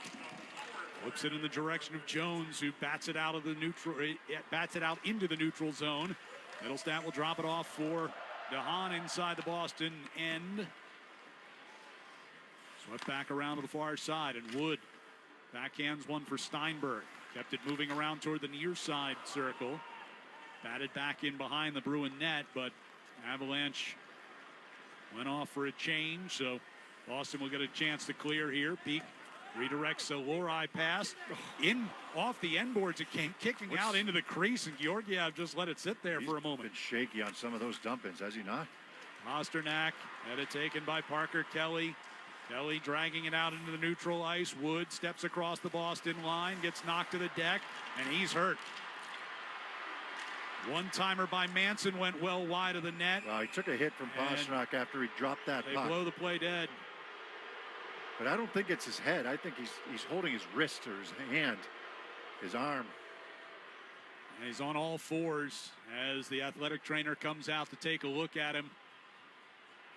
Oh, after the collision with Elias Lindholm. Yeah, it looked like a good hit. Just watching the initial replay, it looked like a good hit and a bad result for Miles Wood. He's holding his hand or his wrist. 13:43 to go. Bruins 4, Avalanche 3. Here on the 98.5, the Sports Hub Bruins Radio Network, driven by the versatile Honda CR-V at your local Honda dealer. Hey, just the socks. Thanks. Great. Name, birthday, email address, shipping address, billing address. How many fire hydrants do you see? How'd you hear about us? Can we text you? Forget it. If your online store doesn't use Shopify for checkout, your customers will just, well, check out. Shopify has the world's best converting checkout, up to 36% better than other leading e-commerce platforms. That means fewer abandoned carts and more for your business. So switch to Shopify at shopify.com/listen and get a $1 trial. Shopify.com/listen. Sometimes your phone breaks. Ugh. Dude. What the? Oh, seriously? Hey, life happens. But at Verizon in the Providence area, we got you. Trade in any phone from one of our top brands in any condition, guaranteed. And get a great deal on one of our best 5G phones with Unlimited Ultimate. And turn No! into, oh, yeah! Visit a Providence area Verizon store today. What can be nicer than pumpkin spice? An L-certified Lexus of your dreams. Find yours at the L-certified Fall Collection Sales Event with special offers on select pre-owned models. U.S. News & World Report's best CPO program for 7 years running with a complimentary maintenance plan and an unlimited mileage warranty up to 6 years. Click the banner to discover more. Exclusively at your Lexus dealer. View U.S. News Best Cars at cars.usnews.com. Warranty valid 2 years after expiration of remaining time. Mileage of 4-year, 50,000-mile new vehicle basic warranty. Offers end November 4th. The home of the Bees, the Sports Hub. Let's pause 10 seconds for station identification on the 98.5, the Sports Hub Bruins Radio Network, driven by the versatile Honda CR-V at your local Honda dealer. Boston. This is Boston's most listened to sports station. Boston's home for sports. 98.5, the Sports Hub. The Beasley Media Group station. So during the break, they announced a 5-minute major to Elias Lindholm. That was under review. And it appears that... Here comes the announcement here, I think, Ryan. Possibly. They were going to make the announcement while they were doing during the commercial break, but let's see if they... Here we go. Did he forget? Let's go. Here we go. Checking to make sure our TV friends are back from commercial. I guess so. I think they got it right here, by the way. Here we go. After the review, it's determined that there is no penalty on the play. 5 on 5. Yeah, crowd doesn't like it, but it's the right call. So what they did is they used the rules to their advantage here. And the referees did. You can call the penalty, and then you review it. And make sure that there was nothing wrong with the hit. And there was nothing wrong with the hit. Miles Wood He lost his helmet, but he didn't go through the head. It wasn't head contact. Yeah. In fact, Wood actually, it looked like he hurt his wrist, his right hand or his wrist, because that's what he was holding. There was nothing malicious about the hit. It wasn't late. It was a little bit from the side, but you make a drop pass, and you watch your pass. I'm not blaming Wood. I'm just saying that he got hit, and that's a good example of using, everything at their disposal to get it right. There's Makar with a drive from the center of the blue line, goes up and over the net. So Wood has gone up the tunnel to the Avalanche locker room. The good news during that break, we saw Brad Marchand for the first time in a while after he had gone to the room in the second period. Bruins have not been able to get back to their game here. Puck in behind the net.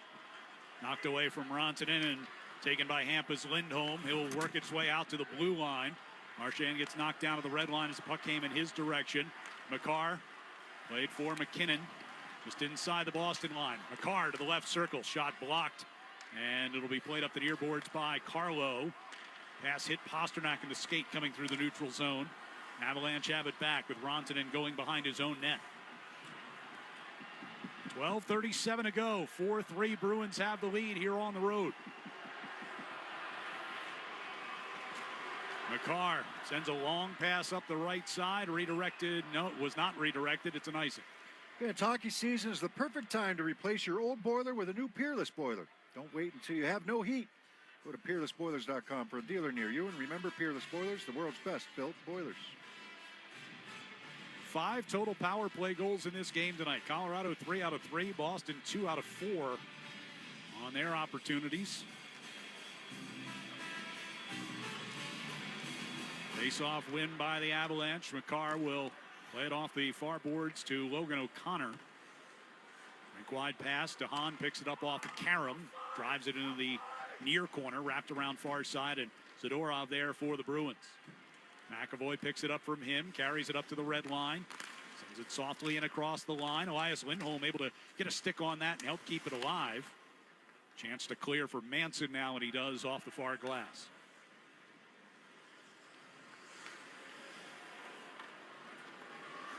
Zadorov will Step behind Korpisalo. Hang on to the puck.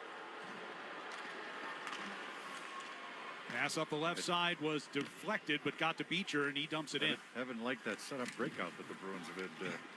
On it, really either side. They've booed both teams for taking too long behind the net, the fans have here tonight. As Zadorov throws one wide of the net. Near side boards, Peak takes a hit to try to keep it deep. Yes, and he does. Still they battle for it along the near boards. Both Kastelik and Beecher in there for the Bruins. DeHaan will clear it out. Lorai going to chase back toward the Boston zone as it comes in on Korpisalo, so no icing, and Peak will pick it up from his goaltender. 11:05 left here in regulation. Peak being shadowed by McKinnon in front of the net. Now here's Coyle out in the neutral ice. Passes down the left wing corner. Makar will bring it behind the net here for the Avalanche. One-man breakout. Pass left side for Colton. McKinnon drops it back off to Colton, who takes a hit from Frederick. All the way around to Ronton into the far corner. McKinnon back of the net. Knocked down to a knee, gets right back up by Carlo. Hampus Lindholm takes away a centering pass. Coyle hacks it out to the blue line. Frederick keeps it moving forward. Changes behind the play here for Boston. As Makar feeds it out through the neutral zone. It'll be Middlestat gaining the attack zone with the left wing circle and all the way in behind the net. Now a centering pass, and Korpisalo covers up with Kovalenko in front. Kovalenko and Carlo get into a bit of a wrestling match as they are separated. A little dangerous play there, right? That puck can pinball around. You got to be careful in front of the net. Little space coming down the left wing side from Middlestat, goes around the net. He's going to throw this puck towards the front and banks off the skate of Elias Lindholm, it looked like, in front.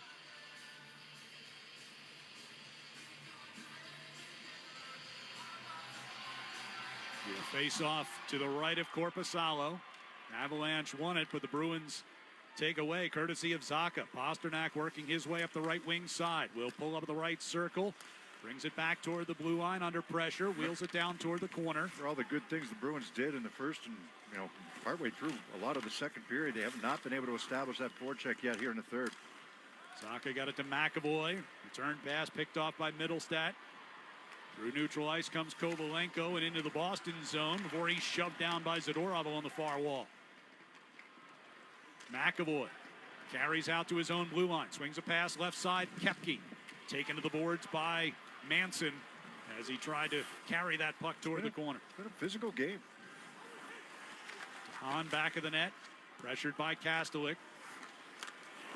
Kiviranta moved it back to DeHaan behind the net. Now a rink-wide pass comes to Kelly. Kelly will step across the Boston line.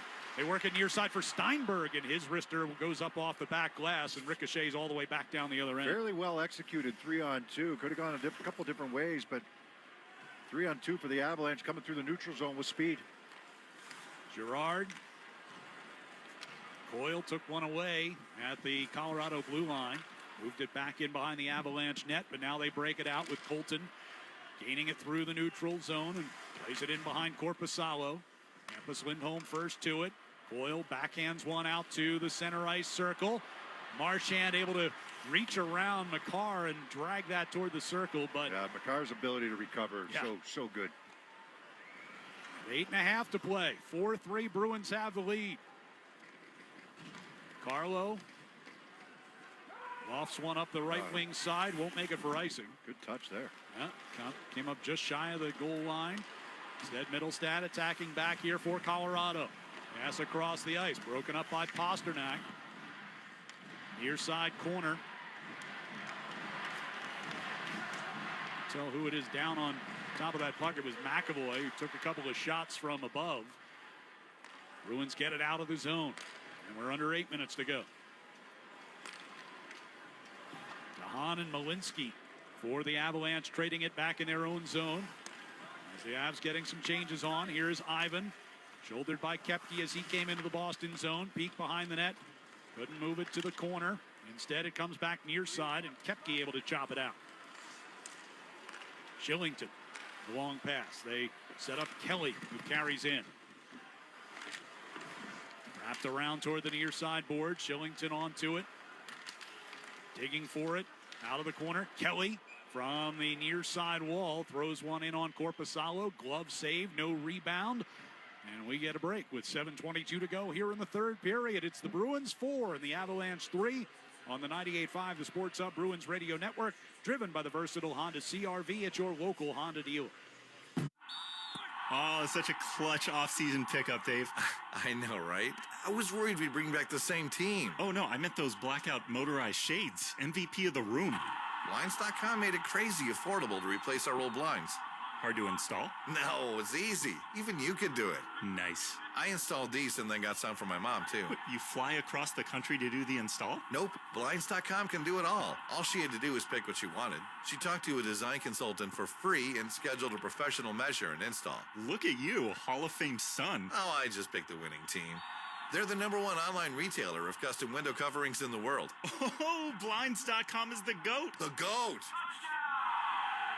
Shop Blinds.com right now and get up to 40% off select styles and a 100% satisfaction guarantee. Save up to 40% at Blinds.com. Blinds.com. Rules and restrictions may apply. Shopify helps you sell at every stage of your business. Like that, let's put it online and see what happens stage. And the site is live. That we opened a store and need a fast checkout stage. Thanks. You're all set. That count it up and ship it around the globe stage. This one's going to Thailand. And that, wait, did we just hit 1 million orders stage? Whatever your stage, businesses that grow with Shopify. Sign up for your $1 a month trial at shopify.com/listen. Connect with Boston's home for sports online. 98.5, thesportshub.com. It's a 4-3 Bruins lead. 7:22 to go here in the third period in Colorado. Road trip will continue Saturday night against the Utah Hockey Club. That's a 9 o'clock face-off. And then it's on to Nashville for a matchup with the Predators on Tuesday. Face off in the defensive zone here for Elias Lindholm, and he wins it into the corner. Shot up off the glass and out. Cale Makar circles back for it for Colorado. Pass through the neutral ice, directed deep. Korpisalo moves it out from behind the net. Zacha, near side circle. They'll work it That's ahead. That's a better breakout for the Bruins. Pasternak, yep. Instead of wrapping the puck around, make a couple of passes. Good composure by Zacha. Find the open guy in the middle. You can't stop making plays. You know, with 1-goal lead late in the game, you got to keep making plays when they're there. Here's McKinnon picking one up from his own blue line. He'll carry on into the Boston zone. Leaves it off for Rantanen. Low shot. And the pad stop by Korpisalo covers up the rebound. Talking mostly about in the D zone. You know, you don't need to wrap the puck. Don't wrap it. You can make a pass. You make that play. Just you don't always have to take the easy way out there. That time they get a little careless at the offensive blue line for the Bruins and give McKinnon some open ice to drop that puck off of Rantanen.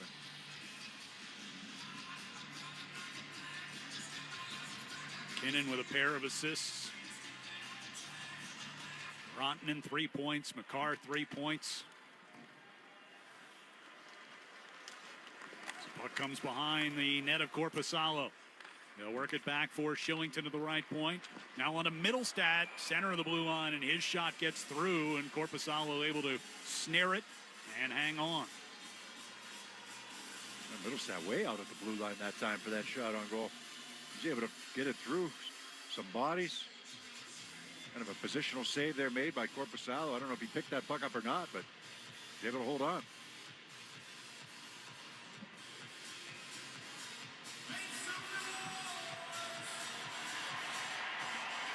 Face off to the right of Korpisalo. Near circle to our left. Won by Middlestat. Battle for it toward the near corner. McAvoy will come away with it. Zadorov passes ahead for Coyle. To the right side for Frederick. Poked it to keep it moving. Coyle, wide angle shot. Georgiev squeezing against the near post. Covers up. Oh, it starts with a good breakup, right? Use the middle of the ice to get moving up the ice. Only the third shot of the period, I believe, for the Bruins, and it's a tight angle one there from the right wing side by Coyle, but starts with a composed breakout. Gives them some speed coming up through the middle. The math is indeed correct. 9-3 shots in favor of Colorado here in the third. 24-20 in favor of the Bruins for the game. 6:13 left. Bruins by 1. Elias Lindholm against Ross Colton on the faceoff. Here's Zacha going right to the front of the net, and the puck slipped away from him as he tried to set up that shot. He's testing his stick. I thought he might have misfired on that. I mean, a couple of the Avalanche players ran into one another and allowed Zacha to come right from the right wing side and attack the net from that right side. And wow, a little bad luck for Pavel Zacha. Had a breakaway in the second period earlier this game, and that time he's all alone. Manson runs into his D partner, Shillington, and that allows, Zacha to walk right out in front. Bruins got whistled for an icing here, so face off in the defensive zone.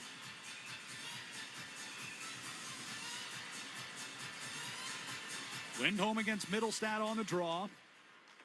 And Elias wins it. Pulled behind the net here to Lohrei. Pasternak will play it off the far boards and into the Avalanche zone. Elias Lindholm putting pressure on Middlestat in the far corner. Now Pasternak takes away a pass. Has it along the far boards in some traffic. Pasternak going to backhand it toward the end wall. They get some pressure, but now Kovalenko with a chance to move the puck and does. Gets it back coming through neutral ice. Kovalenko cutting left circle and a shot. Blocker stop by Korpisalo. Puck hit the official and kicked free. Here's a chance and put wide of the net by Kovalenko. And then he takes a hit and goes down and stays down. Blow the whistle. They have control of the puck. He's hurt. Logan O'Connor will send it over to DeHaan. DeHaan shoots around his fallen teammate, and now they whistle Why it is there no with whistle? Pasternak getting the puck. It's been some curious officiating this evening as now the trainer checks out on Kovalenko. It's a little bit of a cross check from Carlo, and Kovalenko doesn't get up. They have possession of the puck. He's not getting up. You blow the whistle. 5:07 to go. Kovalenko gets checked out. Bruins have a 4-3 lead here on the 98.5, the Sports Hub Bruins Radio Network, driven by the versatile Honda CR-V at your local Honda dealer. Listen carefully. Can you hear the rhythm in the markets? Not just in the syncopations triggered by inflation, but in the preludes leading to global elections, in the dissonance that moves the Nikkei, and the rising chorus conducted by AI. There's music in the markets, and if you want to learn to listen for it, we'll show you how. Learn more at Bloomberg.com.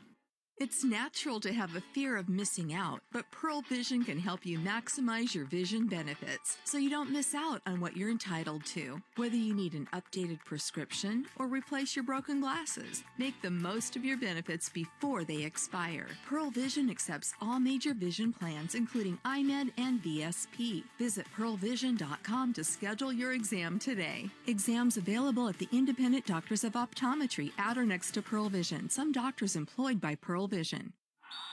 Oh, it's such a clutch off-season pickup, Dave. I know, right? I was worried we'd bring back the same team. Oh, no, I meant those blackout motorized shades. MVP of the room. Blinds.com made it crazy affordable to replace our old blinds.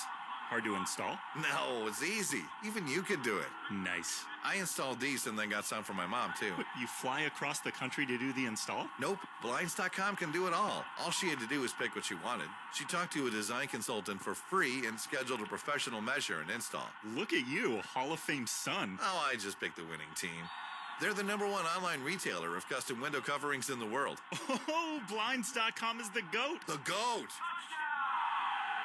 Shop Blinds.com right now and get up to 40% off select styles and a 100% satisfaction guarantee. Save up to 40% at Blinds.com. Blinds.com. Rules and restrictions may apply. Celtics play here at the Sports Hub. 5:07 to go here in Denver. It's the Bruins 4 and the Colorado Avalanche 3. Yeah, Kovalenko seems to be all right. I don't quite understand that, Ryan. So the Bruins get possession of the puck, and because Kovalenko's down, they basically have a 5-on-4 if they want to get going the other way, but then they blow the whistle. But they don't blow it when Kovalenko's down and Colorado has possession of the puck. Well, didn't quite get that. It was a little bit of cross-check. Not much. He seems to be fine. But from Carlo, during that commercial timeout, everybody from the Bruins bench over listening to Joe Sacco, assistant coach, and Joey, I'm sure telling him you got to keep making plays. You got to bear down in these certain situations. I mean, especially with this line on the ice right now with McKinnon and Rantanen out there, you've got to make sure the details are paid attention to in that defensive zone and make plays coming out of the end when they're there. Don't just throw the puck away and take the easy way out. Avalanche shot the puck into the Bruin zone offside, so face-off will come just outside the line. And interesting, the Bruins going with their fourth line against this top line. Yeah. Beecher will take this face-off against McKinnon, and he wins the draw. Pass up ice, tipped ahead by Kastelik, and in behind Georgiev. Stumbling into the corner was Girard. Puck coming back toward Kastelik and Girard. Kastelik able to hold him off. Now turns around and fires one from a tough angle. Was redirected up and over the net. Near side, it is Colton. Sending over far side for Rantanen under pressure from Beecher. He drops it back to Makar. 4.5 minutes to go. Bruins 4, Avalanche 3. Girard looking up ice. Will go across ice with it. And a dump in from Ritchie. Near side, Colton wrapped it back, or Kelly rather, wrapped it back around the far side and it fired toward the net. Wide of Korpisalo. Kept alive by Shillington at the near point. Into the far corner and a centering pass. Broken up. Marchand will turn it up ice here for Boston. Marchand backhands it just across the Colorado line. Shillington plays it over to the far side. Malinsky pushing it up the right wing boards, trying to find Kelly. Instead, the Bruins regain possession, but a little too hard that effort just out of Frederick's reach. It'll be icing. Carlo, so he did wrap it around that time, but it was the right play, just a little bit too hard for Frederick to get over there and get to that puck. A long shift for Frederick as they come back into the zone for this defensive zone face-off, and the Avalanche quickly get their big guns out there. Middlestat, Rantanen, McKinnon up front, and Makar at the point. 3:48 to go. Bruins leading by 1. And a face-off win by Coyle. Pushed off the near boards, tapped out by Frederick. And that's going to make it for an icing again. So they'll have to do it again to the right of Korpisalo.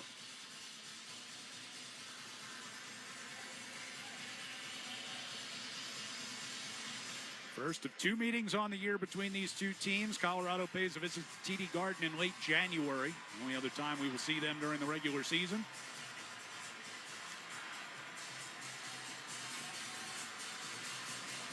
Face it off to the left of Korpisalo this time. And it's won by Frederick. Yeah, that time they go with the reverse. They were going to do it last time and decided against it. And that time they went with the reverse between Zadorov and Carlo. Here's Middlestat getting him back into the Boston zone. Rantanen centering feed, taken away by Marchand, and he will send it just softly enough down the other end. 3:17 to go as Rantanen starts out of his own zone, now pivots back under some pressure from Zacha. Pass into the skates of Kelly as he takes a tumble onto the ice. Brought toward the near side, and Pasternak able to use his body to knock that puck back into the Avalanche zone as he knocked down Kovalenko. Comes around behind Korpisalo off a dump in. We've got 2:50 to play. Pass out of Kovalenko's reach. Shot around the near boards, and Kovalenko will get it to the front of the net. Kicked away. He's back out there, by the way. Yeah, he looks to be skating all right. Manson from his own end with 2.5 to play. Pass off to the near side for Malinsky. Across the line he comes. Down toward the face-off circle into the side of the net. Hits the outside of the net as he tried to get that in on Korpisalo. Bruins will get it out as Koepke carries it to the red line. Throws it to the empty net as they have pulled Georgiev, but just wide of the net. And now Malinsky with the extra attacker hands off Raquel Makar. 2:04 to go here in regulation, and they cough it up in the neutral zone, and Beecher shoots it into the empty net to make it a 5-3 lead. Yeah, just a turnover here by the Colorado Avalanche as they try to get those feet moving through the neutral zone. You see when McKinnon gets those legs going and the feet moving. But unfortunately for him, he's going to turn this puck over. Cal McCarr moves it to McKinnon. McKinnon can't find the handle on it as the puck bounces off of his stick right onto the stick of Beecher at the red line. And Beecher just quickly throwing it back the other way. Second goal of the year for Beecher. 2:01 to go. Still it's plenty a 2-goal of time. game. Still plenty of time. Avalanche are going to leave Georgiev on the bench. He had come out and now heads back to the bench before they even drop the puck. So it'd be still 6-on-5 here. Manpower advantage for Colorado. But now down 2. Here's McCarr from his own zone. Passes right side. McKinnon dumps it in, cross ice. Carlo shoots it up off the glass near side. It goes bouncing down into the Colorado zone just wide of the empty net for an icing. With 1:46 left.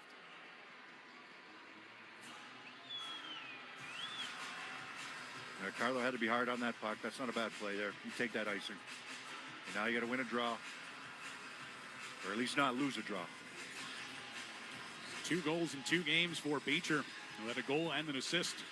A loss to Florida on Monday. Good face-off win there by Charlie Coyle. Around the near boards it comes. And Pasternak trying to dig it free. Instead it will reverse around the far side. Zadorov is there first. He gets it to the blue line but not out. McCarr able to take it away. McCarr takes a tumble as Coyle helped to free up that puck. 1:26 to go. Puck on the stick of McKinnon. Back to McCarr. Center blue line. Rantanen to McCarr. One-timer. Partially blocked by Pasternak. Goes up over the net. McCarr out near the blue line. Rantanen along the hash marks. They go down low to Middlestat. Rantanen centering pass. Redirected to the net by Colton. Korpisalo gets enough of it. McCarr to McKinnon. From the top of the face-off circle, throws one to the front of the net. Scooped up by Korpisalo, and we are just under a minute to go. See if they call a timeout here.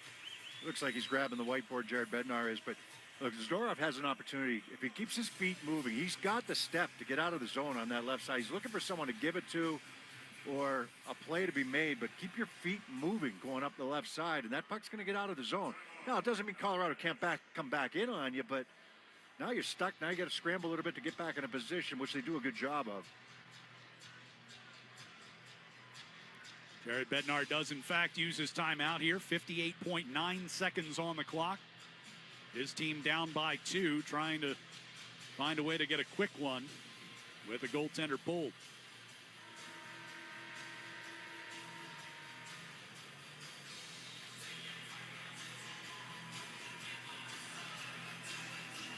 Bruins have points from 9 different players tonight. That goal by Beecher, an unassisted one, gets him on the score sheet.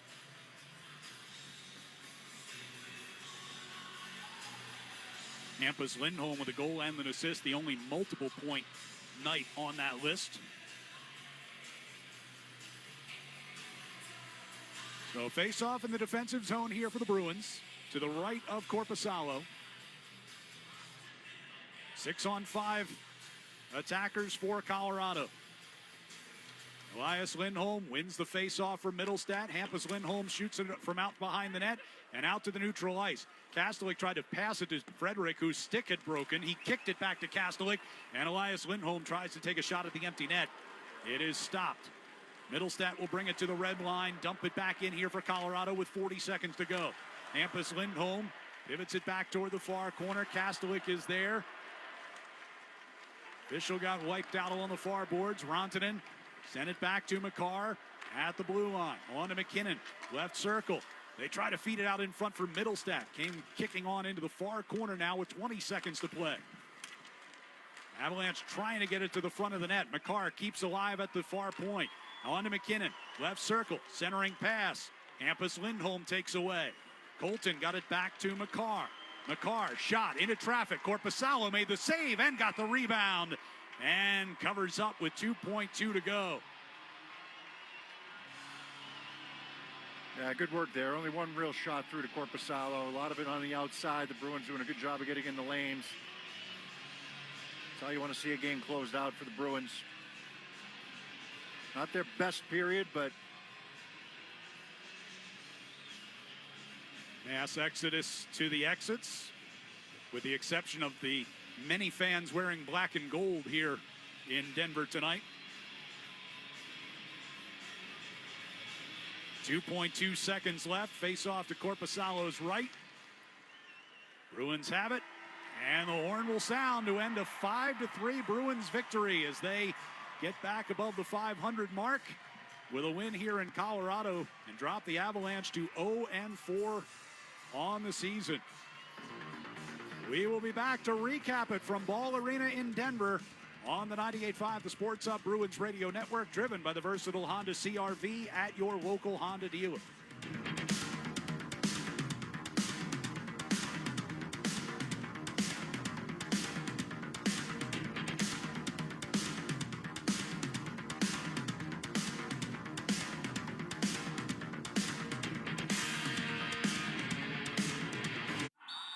Oh, such a clutch off-season pickup, Dave. I know, right? I was worried we'd bring back the same team. Oh, no, I meant those blackout motorized shades. MVP of the room. Blinds.com made it crazy affordable to replace our old blinds. Hard to install? No, it's easy. Even you could do it. Nice. I installed these and then got some for my mom, too. What, you fly across the country to do the install? Nope. Blinds.com can do it all. All she had to do was pick what she wanted. She talked to a design consultant for free and scheduled a professional measure and install. Look at you, Hall of Fame son. Oh, I just picked the winning team. They're the #1 online retailer of custom window coverings in the world. Oh, Blinds.com is the GOAT. The GOAT! Shop Blinds.com right now and get up to 40% off select styles and a 100% satisfaction guarantee. Save up to 40% at Blinds.com. Blinds.com. Rules and restrictions may apply. Have you made the switch to Knix? Millions of women have made the switch to the revolutionary period underwear from Knix. That's Knix. Period panties from Knix are like no other, making them the #1 leak-proof underwear brand in North America. They're comfy, stylish, and absorbent, perfect for period protection from your lightest to your heaviest days. They look, feel, and machine wash just like regular underwear, but feature incognito protection that has you covered. You can shop sizes from extra small to 4XL. Choose from all kinds of colors, prints, and different styles, from bikinis to boy shorts, thongs to high-rise. You've got to try Knix. See why millions are ditching disposable, wasteful period products and have switched to Knix. Go to knix.com and get 15% off with promo code SHOP15. That's knix.com, promo code SHOP15 for 15% off life-changing period underwear. That's knix.com. You didn't start a business just to keep the lights on. You're here to sell more today than yesterday. You're here to win. Lucky for you, Shopify built the best converting checkout on the planet. Like the just one tapping, ridiculously fast acting, sky-high sales stacking, champion of checkouts. That's the good stuff right there. So if your business is in it to win it, win with Shopify. Start your free trial today at shopify.com/win. Listen live. Check out our podcast with the 98.5 The Sports Hub app. Zadorov in deep to play that puck back around near side. Here's Peak. Shot, score! Redirected by Koepke in front. And the Bruins grab a 1-0 lead as this line strikes again. Bruins victorious over the Colorado Avalanche 5-3. We are joined downstairs by Cole Koepke, who got the goal scoring started back in the first period. We talked to Johnny Beecher during our pregame show, Cole, about what is working so well with this line with you, Kastelik, and Beecher. What do you think it is? I think we're just working hard. I mean, we're playing simple. We're just trying to advance pucks from zone to zone, be defensively sound, and then when we get in the offensive zone, just try and use our size and speed to wear them down, and when the opportunity comes, take it to the net. That's what we've been trying to do, and just staying connected, and it's been working out for us so far. Cole, as a team, the last couple of days has been a lot made of, okay, we got to win battles. That came from your coach. I know it's not always going to be perfect. It's not going to be perfect 60 minutes, but do you think that you guys won the majority of battles and got back to that type of game as a group tonight?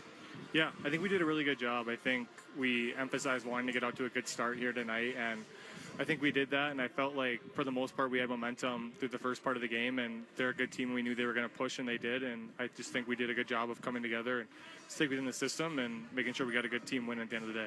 Jim Montgomery's been using you guys in different circumstances after power plays and penalty kills and giving you lots of opportunities to answer the other team and maybe retake momentum. How much do you guys take that to heart? I think we take it a lot. I think it's a sign of trust for us. It's showing us that we're playing the right way and that we're being rewarded for it, and that those moments after goals and after power plays, penalty kills are huge momentum swings, and we take pride in trying to go out and get that energy going for our team. Thanks so much for the time. Congratulations on the win, and look forward to seeing you guys on Saturday. Awesome. Thank you, guys. All right, Cole Koepke, one of the goal scorers tonight for the Bruins as they win at 5-3 over the Colorado Avalanche, back alongside Bob Beers. I'm Ryan Johnston, and you said third period a little different than what we saw over most of the first 40 minutes, but still top to bottom, a win that the Bruins, I think, will be pretty happy with. Yeah, it kind of started towards the end of the second period, right, where, some hits, some different things going on in that second period. The Avalanche just didn't want to lay down and take it. They were losing 4-1, and they were getting completely dominated at their end of the ice, and the Bruins were having their way with a good forecheck and, pinning them in there. They had the two quick goals to make it 4-1. That thing, they chipped away at it. Look at all the Avalanche goals. They came on power plays. 5-on-5, they had some chances in the third period, but there weren't many beyond that. There was a breakaway early by Miles Wood. But 5-on-5, I thought the Bruins did a pretty good job. The Avalanche are going to push. They're 0-4 right now. They might not be a good team at this minute, but they've got really good players. Mm-hmm. And if you allow those players the space and the time and the ability to make those plays, it's going to be dangerous for you, and you're playing with fire that way. And they loaded up, and they had their top guys all together, and they came at you. They were out there almost every other shift, probably every third shift, against you. And the Bruins did a good job of, for the most part, keeping things to the outside. I thought Korpisalo, he didn't have a ton through first couple periods, but he hung in there and he made some saves when he needed to. I don't know how much of a chance he had on a couple of the goals that were scored.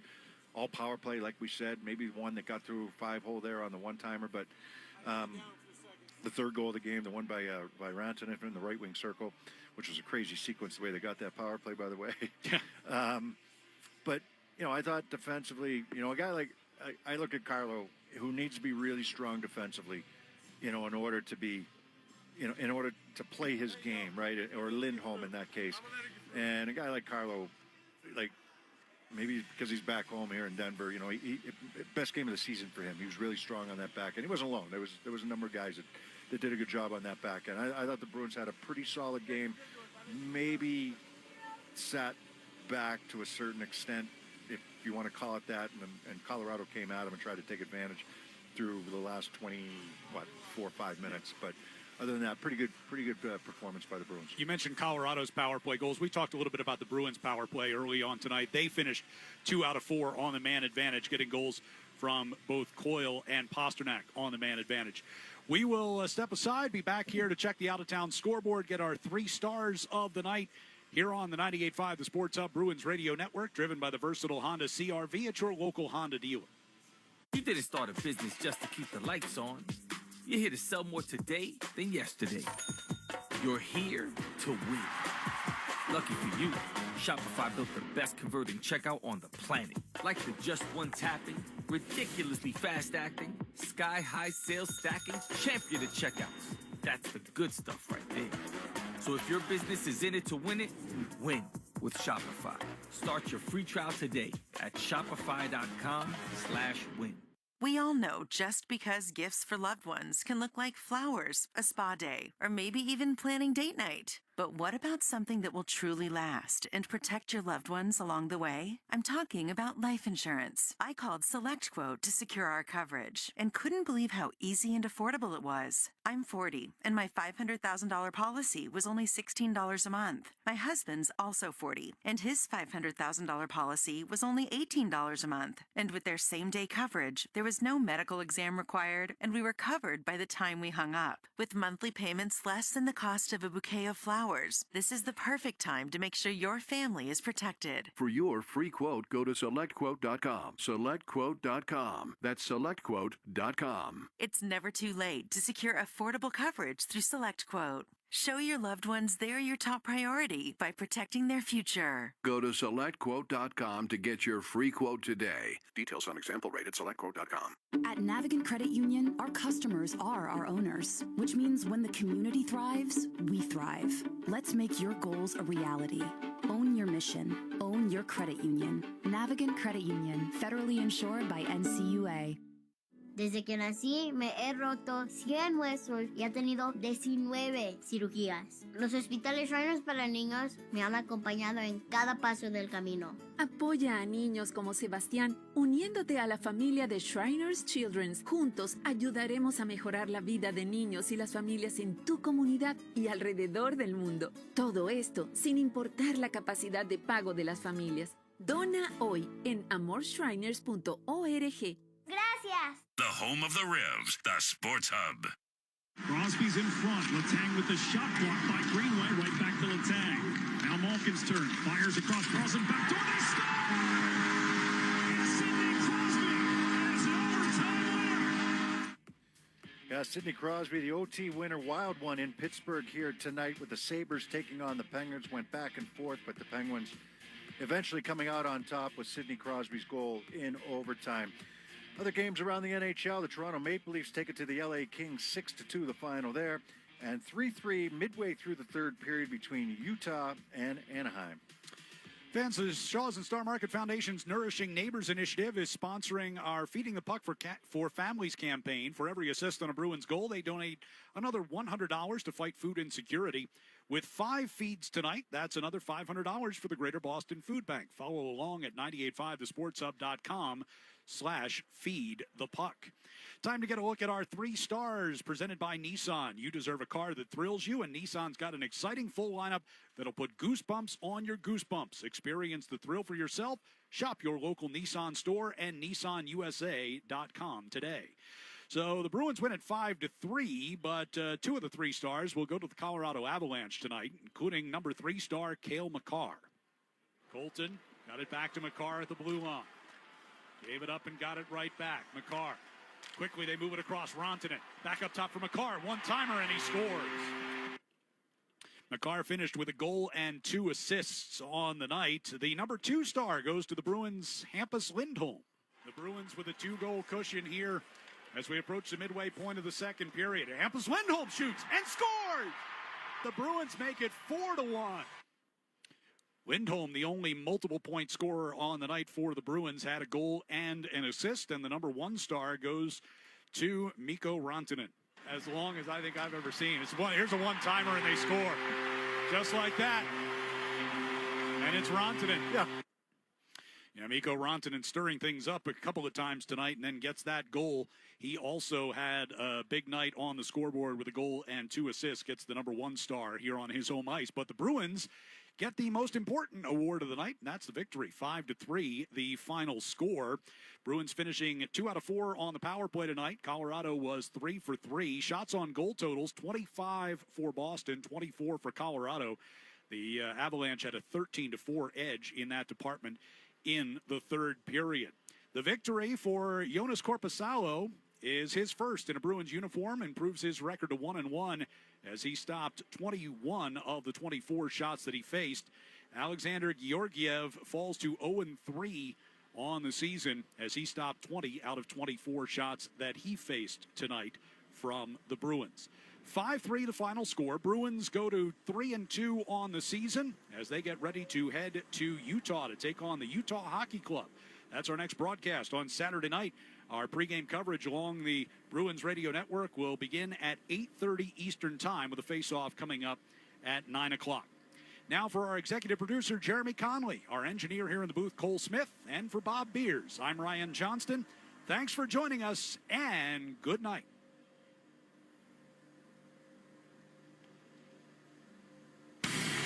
Boston Bruins hockey is driven by the stylish Honda Accord, available at your local New England Honda dealers.